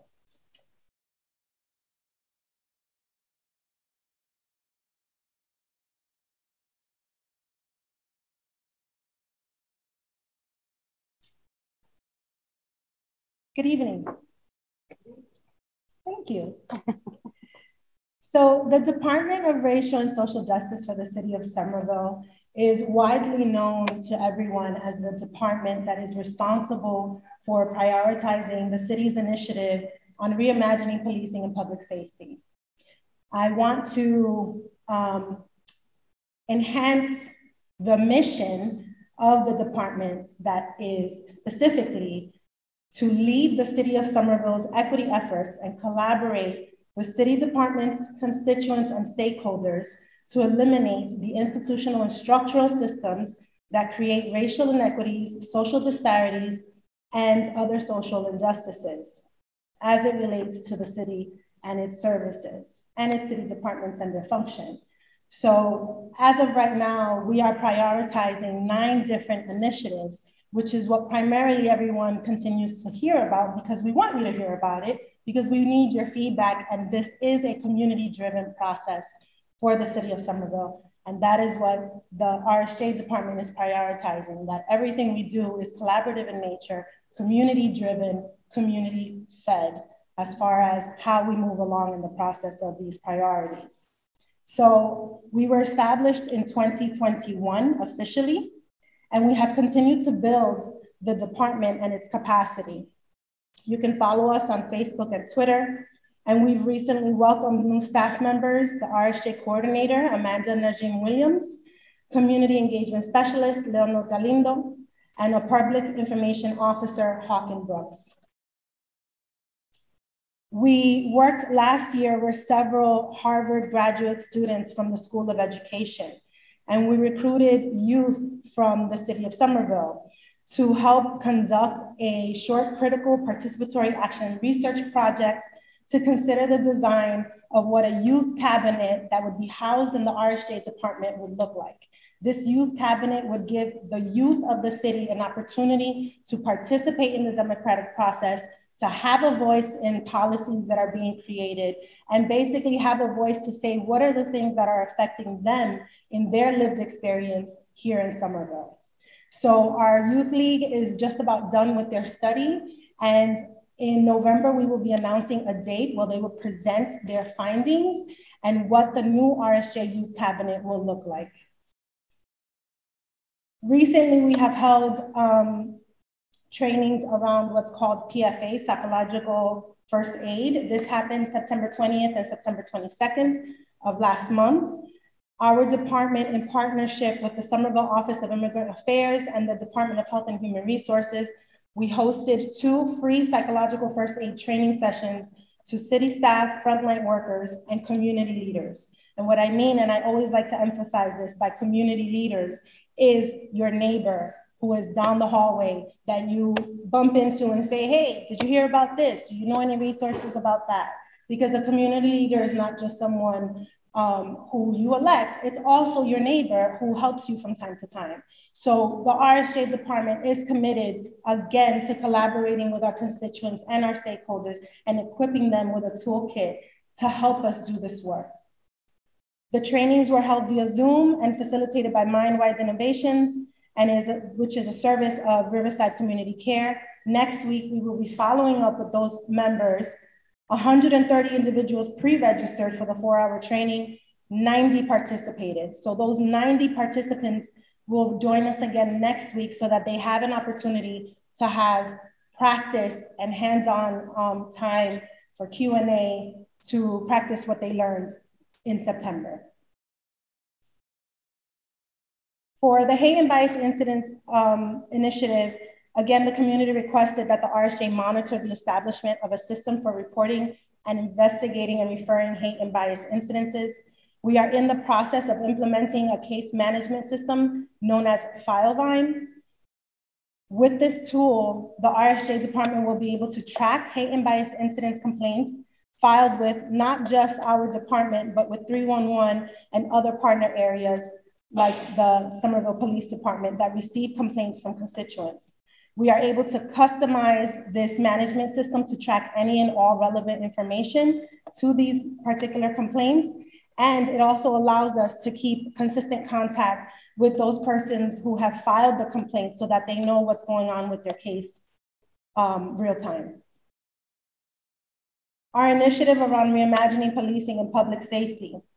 For staffing and operations analysis, we have completed the phase of initial meetings and fact finding. We're simultaneously working on the focus groups and interviews with staff and governing bodies, data collection and analysis. The next and final phases of this would be the recommendation development, the report development, and then presenting the findings to our constituents and stakeholders. We are currently hosting community visioning focus groups that have been ongoing since August. This year, we will be doing specific targeted dates and times for each ward, specific targeted dates and times for other groups of constituencies within Somerville, and all of this will be updated on the RSJ webpage. You can choose to help us put a group together and be the host, or you can participate as an individual in an already formed focus group. The Policing and Public Safety Perception Survey is officially published. It is available in 6 languages. It is posted online, and it is also available as a hard copy by request. We have some here today if you would like to fill out a survey. And you can contact us at rsj@somervillema.gov. I will also share with you a phone number if it's easier for you to text a request or call in a request. In addition, RSJ community ambassadors that will play a critical role in the outreach and engagement and empowerment of our community, especially for our most vulnerable who are seldom heard from, will be announced in November 2022. We have evaluators that are responsible for reviewing the applications submitted and helping to choose the candidates that best represent the diversity and lived experiences of the constituents and stakeholders of Somerville. Again, we will be announcing the RSJ community ambassadors in November. Updates and information on all of these areas and all the initiatives will soon be available to all our constituents and stakeholders online as we are creating micro pages. So if all you're interested in is the RSJ community ambassadors and what's going on there, there will be a micro page for you to specifically go and seek out that information. The Rsj Fund, which was created to provide a sustainable and enduring source of funding to dismantle systemic racism and social inequality. It's resources that are going to be used to support individuals and organizations that want to join us in this effort. We are currently conducting focus groups of constituents in the community and representation of city departments so that we can have an understanding of impact areas and thoughts around what our constituents really want the funds to be used for around the same impact areas. Our civilian oversight initiative, the Rsj department is tasked with creating recommendations for what civilian oversight would look like in Somerville. Again, we are tasked with creating the recommendations, not the actual task force. So right now, we're not the actual board. We're going to be creating the task force, not the board. So the difference is we are creating a task force that will take all this information and research that the Rsj department is doing, take this information and create recommendations that will then allow our administration to decide how the decision would be made around the civilian oversight board. So expect to hear from us an announcement in November as to who the task force will be, the task force members will be. This task force is going to be trained, informed, and knowledgeable about what a civilian oversight is and how it functions across different models. Their recommendations will align this knowledge and awareness with the needs of Somerville as a city and as voiced by its constituents. The purpose of creating the task force, instead of the Rsj department actually doing the recommendations, is to increase transparency, public trust, and confidence in the process. This task force will bring together representations from the Summerville community, experts on the subject matter, and inform the decisions that are made around the Civilian Oversight Board. Commissions, we have open calls for members, 4 spots in each of the following commissions: Human Rights Commission, the Somerville Commission for Women, and as Adrian Pomeroy will tell you, the Somerville Commission for Persons with Disabilities. These 4 spots will be open until filled. And so with that, I will hand over the mic to Adrian Pomeroy, our ADA expert. I think Holly has a question. What's your question, Holly?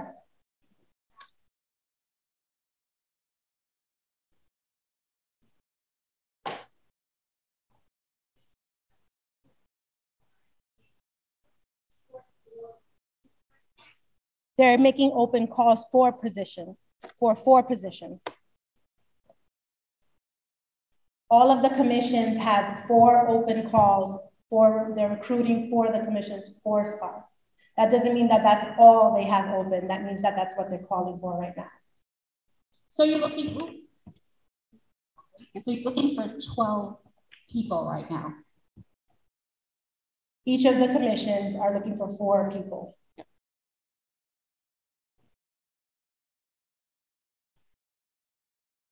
How many open seats are there? I'm not sure. There are 4 open seats in each of the commissions. The Human Rights Commission has 4. The Somerville Commission for Women has 4. And the Somerville Commission for Persons with Disabilities has 4.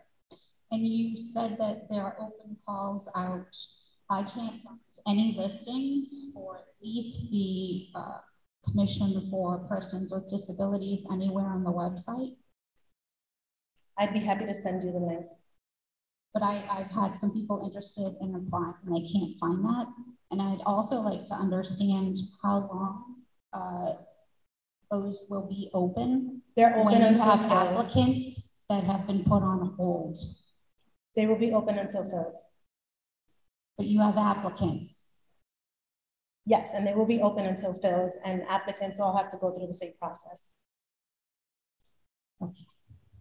So I'm the chairperson of the Somerville Commission for Persons with Disabilities, and we've been trying so hard, all of Rsj has, to get our seats filled before we are no longer able to function, which we are a federally mandated commission. And it's been very difficult to find people if people can't find the information on the website and can't get answers from city staff on where things are going. And we can't fix this without the help of the city. I'm very aware of this. I'm just curious what your plan is right now and how I can and anyone else who wants to help get this done. I'm happy to speak with anyone who wants to speak with me after this presentation tonight. I will be here afterwards. Well, it's already 20 minutes past and unfortunately I can't stay much longer, but maybe we can talk in person another day. Absolutely.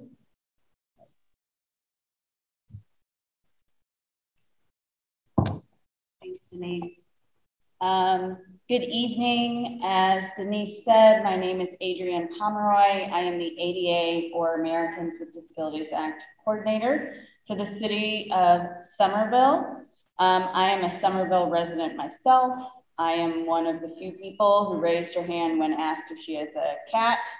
Many of my colleagues have probably seen Jill on many Zoom calls or team calls. She's very interested in what I do all day.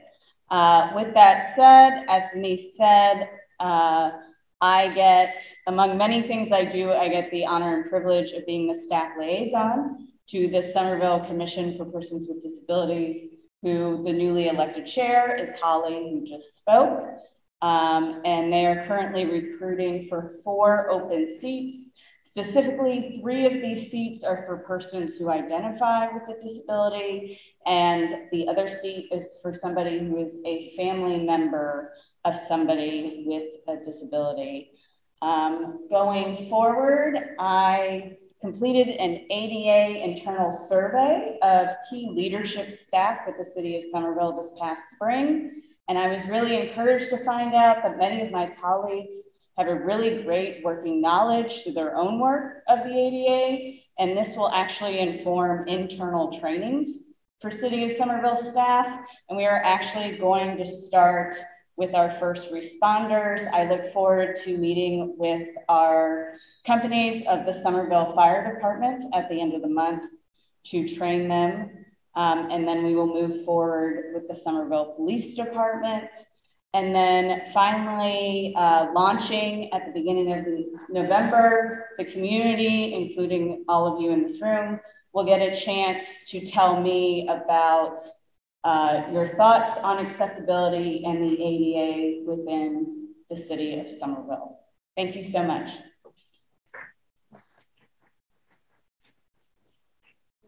Any questions? I think I have time for 2.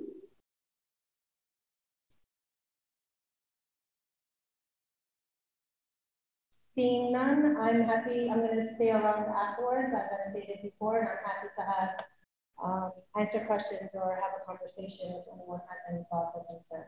Thank you very much.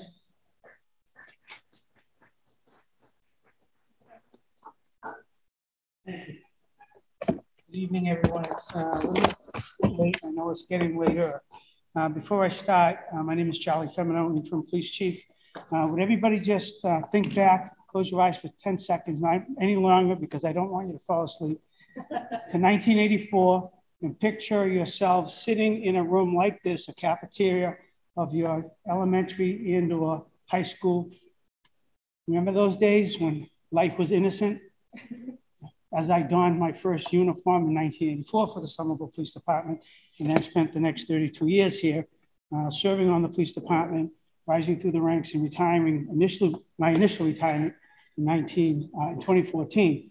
I transcended into the private sector, into the world of higher ed and the area of practicing law before I returned here in 2020 as your interim police chief until a permanent chief is chosen. It's very different, Somerville, in these days. One particular example that I will point out to you, too, if you could all look at the back wall. When I first started working in 1984 here, this was a blank wall, and it was often vandalized with graffiti. And at this point, when you look at that, it's another Somerville. It's one of children of diversity and happiness, and it's moving forward, and it's because of the people who have moved here over the last 30 or 40 years. With that being said, I'm going to have Captain Donovan, who's our patrol captain, speak on just several points, topics of conversation that have been of interest and that are often asked in different types of meetings before I get into the crime stats themselves. Thank you, Chief. As the Chief said, my name is Jim Donovan. I'm the patrol captain for the Somerville Police. And what that is all the men and women you see in uniform patrolling your streets, at some point report up to me. And many of the issues you have in your neighborhoods, in your communities that get funneled through the police or through your city council come to me, and then we address the problems that you may have. I will say I work very closely with your city council, especially, Councilor Kling, who don't belong, but he texted me on a Friday night when I was at home about one of his canine constituents that we miss it. And we were lucky to find that dog that night. But Jesse's very responsive, and you're very lucky to have him as well. I will say, as far as the chief goes, he doesn't know I'm going to say this, but the rank and file are very happy to have Chief Femino back in the Somerville Police Department. He was in the police department in numerous positions, including patrol officer, traffic, and more importantly, detectives for a number of years. He's well respected, and we're very, very lucky in the Somerville Police Department to have Charlie with us for as long as he can stay. I'm hoping they don't fill the job. I have 9 years left, and I'm hoping that he'll stay on for 9 years, but I don't think he's going to make it. Just to touch on some key points and changes that have occurred since our last Registat meetings. I love the Registat meetings. It gives me an opportunity to get out of my office and to meet people in the community and see what's going on in your neighborhoods. So as far as some changes, our community policing unit, in 2017, we were actually given an award for our community policing unit. It was a regional award, and there was an exhibit put in the National Law Enforcement Museum in Washington, D.C. Of the Somerville Police. There may have been a picture of a tall, handsome captain at the time who had more hair in that exhibit, I was told. But since then, due to budgeting and staffing issues in the police department, that community policing unit has deteriorated.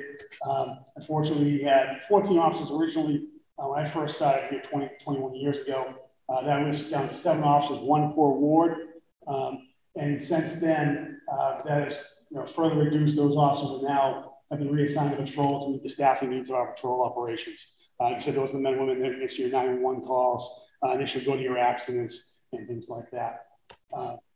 As far as the student resource officers goes, and the STEPS program, previous Registat meetings, for those of you who went to them, we really talked about our STEPS program. What that was 20 officers were assigned to a grade in the school, and they fall in a non-law enforcement capacity. And they followed that grade all the way through graduation. I think they started in the 5th grade, and they stayed with that class until they graduated. I believe we may have gotten 1 class through. We were 1 year away from that. I know that one of my officers actually attended the graduation of the class that he was going to be part of. Also, as our SROs, at one point in time, we had 3 SROs assigned to the school department, 2 at the high school, 1 worked with the elementary schools. Due to some voting within the school committee, that program was put on pause, both our SROs and our STEPS program. I know there is a working group in progress in the schools with the PTOs and our school committee. I know our local school committee member was here earlier. I was hoping he could answer where that working group is, but I know they're working towards something, some kind of solution, maybe a hybrid method. I'm not really sure. Number 3 is our accreditation. In 2022, we were reaccredited. We were previously accredited 3 years previous to that. What accreditation is you're known to have followed the best practices within law enforcement. I can say that Somerville Police Department is one of the largest police departments in Massachusetts that holds accreditation. And what is every 3 years they come in and make sure you don't only have those standards, but you're following those standards. And they do an audit, and those audits are done by outside sources. It's coming from the police department. They pull out policies and procedures. They cherry pick the ones they want to cherry pick, and they say, okay, show me how you do this. Show me how you do that. And we were reaccredited this year in June of 2022. And as the slide says, we met 382 standards to achieve reaccreditation, and that takes place every 3 years. I'll hand it over to Chief Femino to talk about police reform and finish our slides, but thanks for your patience tonight. I will be here after if anyone wants to stay that late. Thank you. Police reform. A lot of people may have heard about police reform in 2020 government signed legislation. What that actually did is create a commission of 11 people who are responsible for, and it's a continuation of growing now as we speak. They're responsible for certifying every single police officer in Massachusetts. And they're also, more importantly, responsible for decertifying police officers. So what that process looks like is that we were mandated to send all of our disciplinary files for every officer, as every department in Massachusetts did, to this commission. And they're in the process of reviewing every single file of every single police officer. They've already decertified a number of police officers, and that decertification goes into a national database. So what happens is if somebody is, for whatever reason, fired from, we'll say, for example, the Summerville Police Department, for whatever disciplinary reason, that goes into that database. And so if that person, if that officer goes to another department or another state, that comes up into the system. So it gives management, police departments, a better opportunity to choose candidates of a higher level of performance. Next slide. So in speaking about crime stats, and specifically whether it be citywide and or Ward 4, citywide index crime is increased 10% over a year and about 11%. And I say at the beginning of these presentations, when you look at percentages, they sometimes are deceiving because a percentage increase or decrease could be a matter of 1 or 2 or 3 incidents. So without getting specific, that's what it looks like citywide. What drives those numbers are mostly property crime, house breaks, car breaks, thefts of motor vehicle, and thefts of parts of motor vehicles. not just in Somerville, but regionally, there's been a big spike in the theft of catalytic converters from cars. It takes about 3 to 5 minutes for someone to pull up to a car, cut that catalytic converter out and leave. And so we do have one detective at this point from our criminal investigations division assigned to a regional task force that deals just with catalytic converters up and down the East Coast. And so we are watching that. Ward 4 index crime has increased about 22%, 34 incidents over 1 year, and 30%, 43 incidents over 2 years. And so I'm just going to give somewhat of an explanation and not give specific numbers, but again, that spike in those numbers, believe it or not, are still, just as in many other cities and towns, more property related versus aggravated assaults. And so, but the composition of those numbers have changed. I know that in Ward 4, there's a lot of concern about gun violence, gang violence, that's particularly in the Mystic development. But I will tell you that the statistics show that we've had a slight decrease in shootings compared over the last year. And I think there was 4 fewer incidents. And over the past 2 years, 5 incidents. And what do we attribute that to? In this case, I'd like to think that our saturation patrol, which was our response to the gun violence, to the gang violence, is particularly over the last 20 months in the Ward 4 area, has helped. We conducted over what we call directed patrols, over 2,000 directed patrols over this time frame. We had officers stationed in and around the surrounding areas where these shots fired were reported and recorded. We also have had great success. I want you to think about the number of shootings. There were 13 confirmed shootings over the past year in this ward. I think about 19 to 20 over the last 20 months. But the Criminal Investigations Division partners with other cities and towns as a task force, and they've arrested a number of people who were involved in those past shootings. They've identified, located, and they are being prosecuted. And so we feel that the number of people that have been arrested plays a part in the lessening of those shooting incidents in the future. And finally, we have partnered, as I stated, with especially Cambridge, Malden, Everett, cities and towns that surround us that are having the same type of issues, multi-jurisdictional shooting incidents and gang violence, rival gangs between the cities and towns. And so with that, next slide. What can we do both on your part and SPD's part? Again, this is a two-way street. As much as it's being said at different meetings, you don't leave your car running, because what we're finding, especially as the weather gets colder, a lot of people will run into Dunkin' Donuts and get their coffee, leave their cars running, and a theft occurs. It's a crime of opportunity if somebody's walking by. And again, package delivery trucks are starting to deliver Christmas packages this early. They're leaving their trucks running and they're being stolen.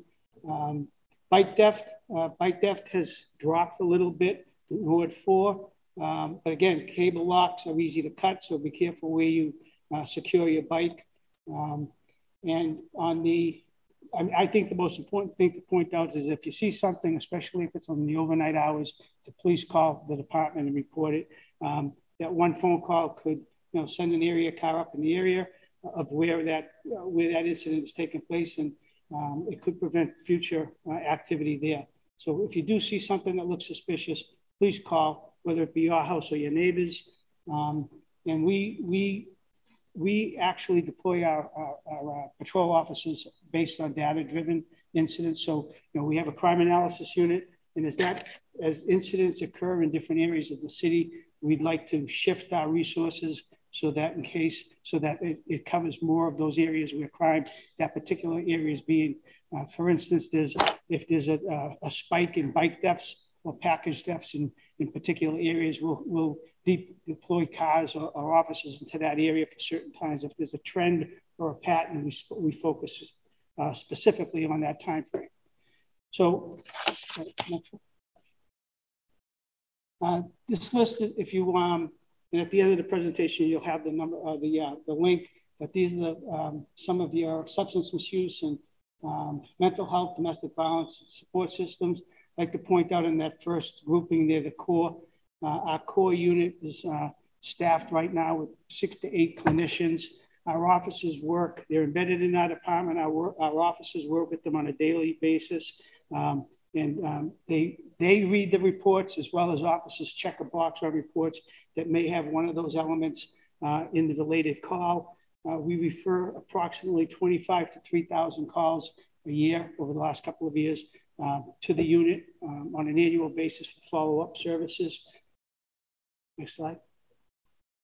And here's, if you have general questions or concerns, we created a specific email that you can send a question to or concern. There's the anonymous tip line link there, and there's the link for getting the slides, a copy of the slides for tonight. Thank you. So we're going to stick around after the meeting. But does anybody have a couple of questions in the back?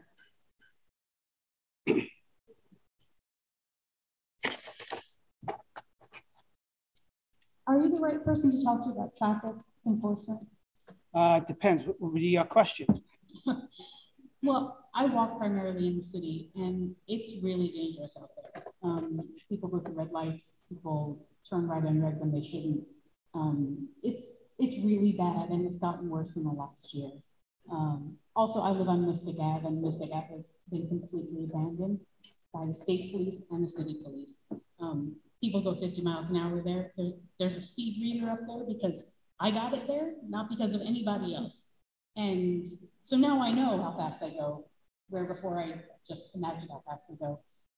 Police don't pull anybody over. They don't enforce the rules.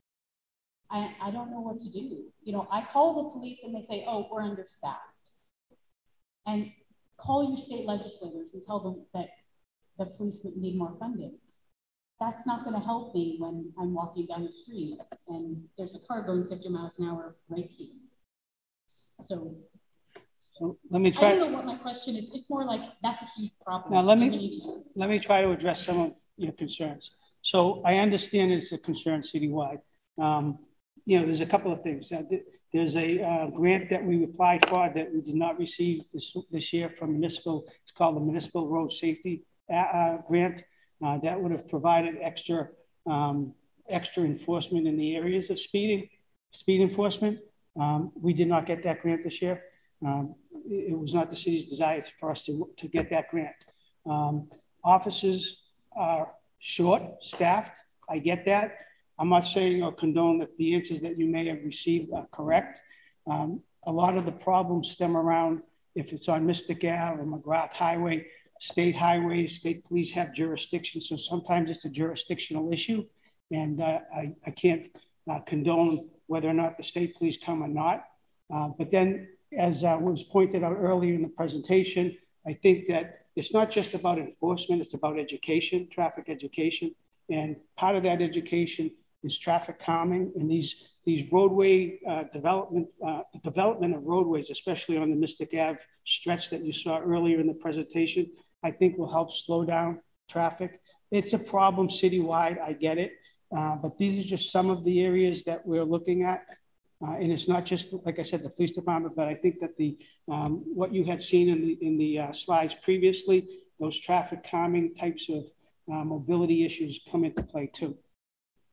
Just one further thing.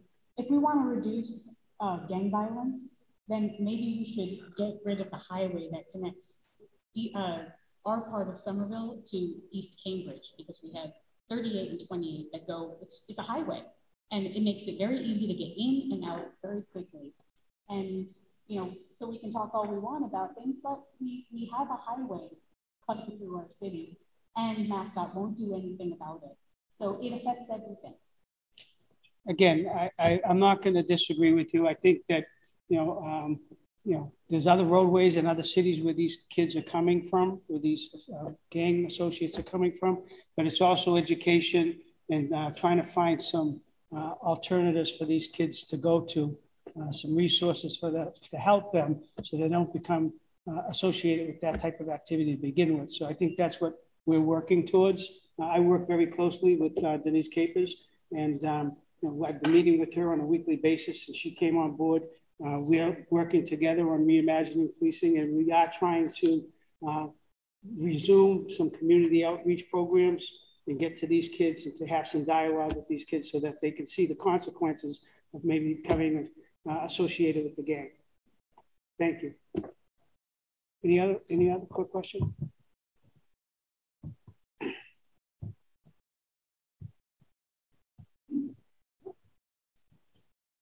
So I have a related question. I have kids, 3 kids in school who walk to school safely by themselves, but I am concerned about cars running red lights. And my question is, I understand you're understaffed, Mr. Alkins, but is there a way to use red light cameras or something else that would help you with staffing issues, but also enforce the speeders or people who run red lights so they can be ticketed, so to speak, automatically with less staff needed? Or is there any other program that you have looked at to address these issues? Well, first, let me just say that I'm not going to use staffing as an excuse for non-enforcement.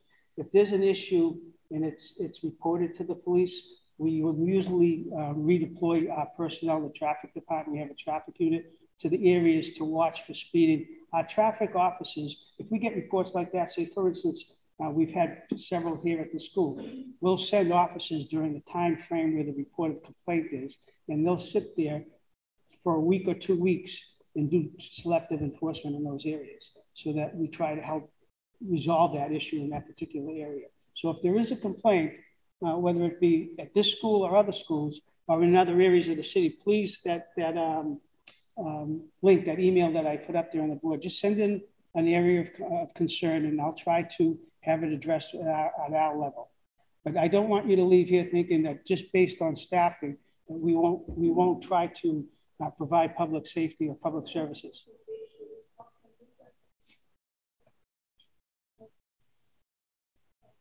Yeah. I will be here after the meeting, and if you want to give me the specifics, I'll.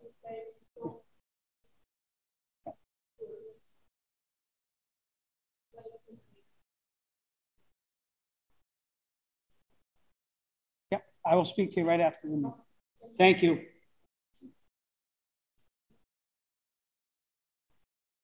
I just want to emphasize the importance of everyone who's voiced the concern around public safety, traffic enforcement, our kids walking the streets. This is why it's so important for us to hear from you, both through the public safety survey and our community vision focus groups. So if you know that there are other kinds of same concerns, please talk to me. Let's get a group together. Let's talk about it. Because really, the work that we're doing, again, is in collaboration. We don't know these things unless we hear it directly from you. We can't work with SPB around those things unless we hear it from you. And we understand what does a solution look like for our constituents. We can't make up the solution. They can't make up the solution. We need to hear from you in order for this to really be a collaborative public safety reform effort. So I encourage you to grab a survey, fill it out, get it back to us. You don't have to put your name on it. If you want to do it online, you can put the QR code. If you want to help us together, people that you know, your neighbors, we are more than happy to help you set that up, pick a location, whatever it is we need to do, bring the food to get people there, but we need to hear from you. And rodent control and fats, oils, and greases, Nick and Antonovic.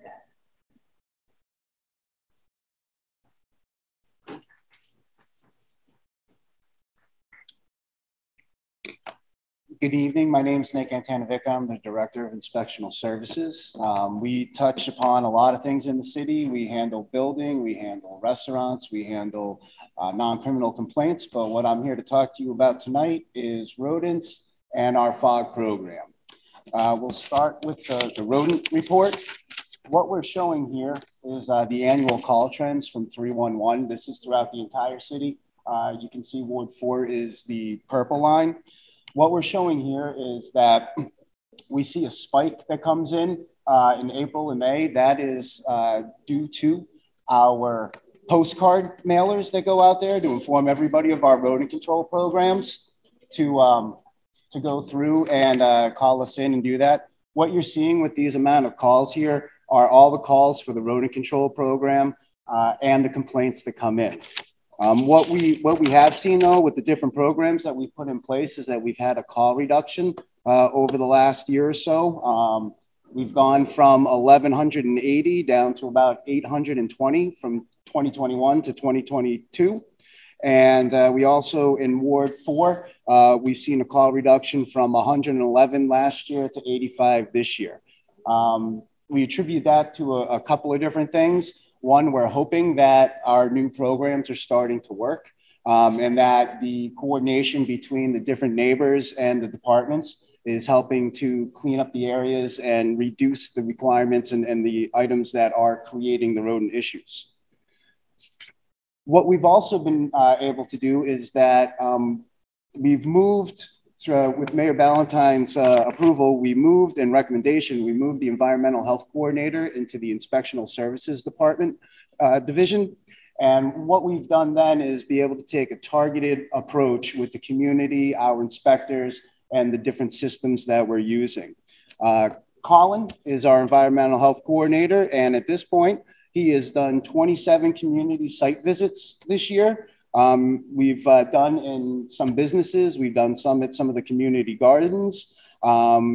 These consist of more than one resident and businesses at all time. We try and get a handful if we're in there, just so that we can walk the neighborhood, talk to the different people in the area and identify some issues that one, the neighbors can help with, and then two, the city can help with on top of that.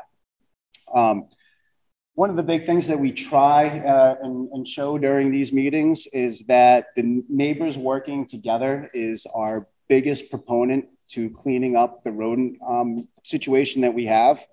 Where we go in is that if you notice going into the neighborhoods, you know, you could have a perfect property, but if your neighbor has, you know, some trash left out, those rodents don't realize that the fence stops at your property and not theirs. So what we're looking at here is to try and take a comprehensive approach through the neighborhoods, through the cities, and through the regions. One of the things that we've brought into place over the last year and a half is our SMART program.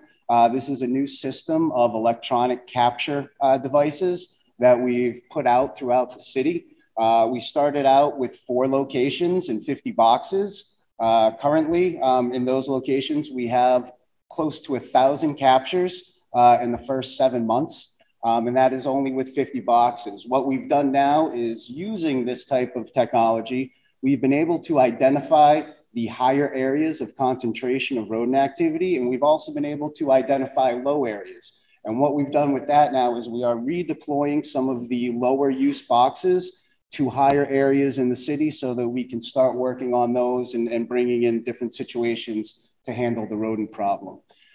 As we use this data and come in, like we said, we're looking at this now to create new programs with the data that we're showing. I don't know how many of you have been following some of the state legislatures, but there are some bills going through that are looking to prevent the use of rodenticide in the future for the control of rodents. So we are trying to take a progressive approach on that. We have reduced the use of rodenticide in certain areas. One of the big areas is the sewer baiting program. We do no longer put poison in our sewers. It's just not good to do anymore. We shouldn't have been doing it in the first place, but now we don't do it anymore. Now that we've turned to the SMART program, because we are able to accomplish a similar thing without having to use the poisons. And we understand that this bill is going to go through, and whether it gets passed this year, next year, or the year after, it's going to come, and we want to be prepared for it. So we are taking that change now, and we're looking forward. Plus, using the poisons is an inexact science. We don't know how much the rodents need to eat in order to die. We don't know how many rodents are actually eating it. It could just be a hungry one that ate the whole block and didn't give it to anybody else. They could just be taking a nibble and building up their immunity to it. So again, it's much easier where we have the boxes that capture them, as well as using other cases. We are looking into other methods, such as carbon monoxide. We are looking at other non-poison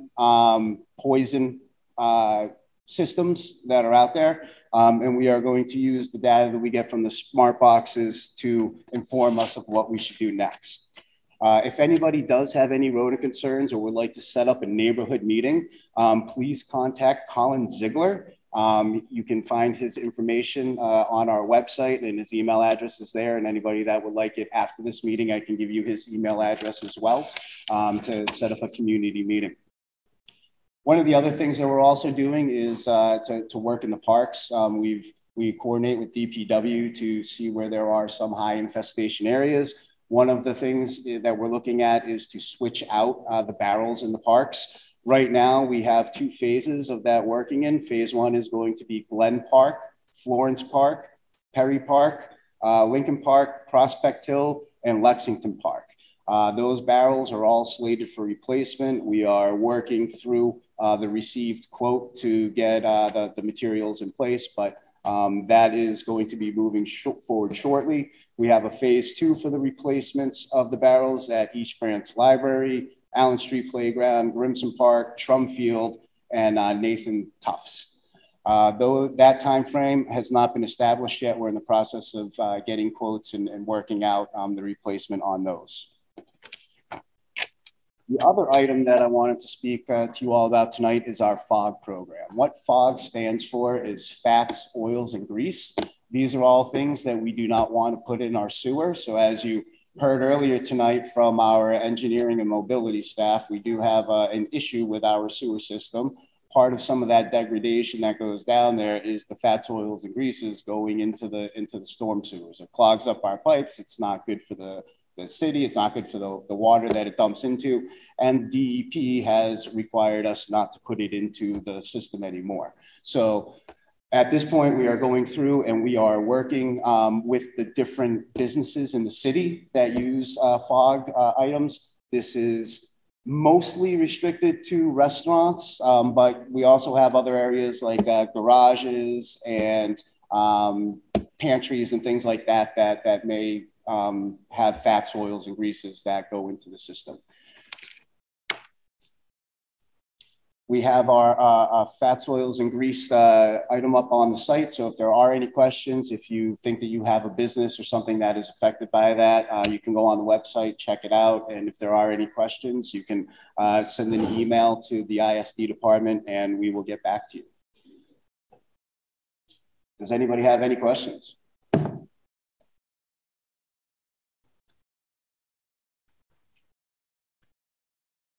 Nick, we do have one online question.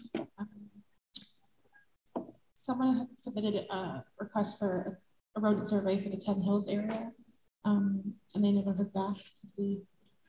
So, so yes. So if you have submitted a rodent request for area baiting, not area baiting, for residential baiting, we are about 4 to 6 weeks behind on getting those just because of the volume that's coming in. We go out twice a week and we hit about 60 properties each week when we go out. But we do have a high volume and we're about 4 to 6 weeks behind, but we'll have somebody get in contact with you to let you know when it's scheduled.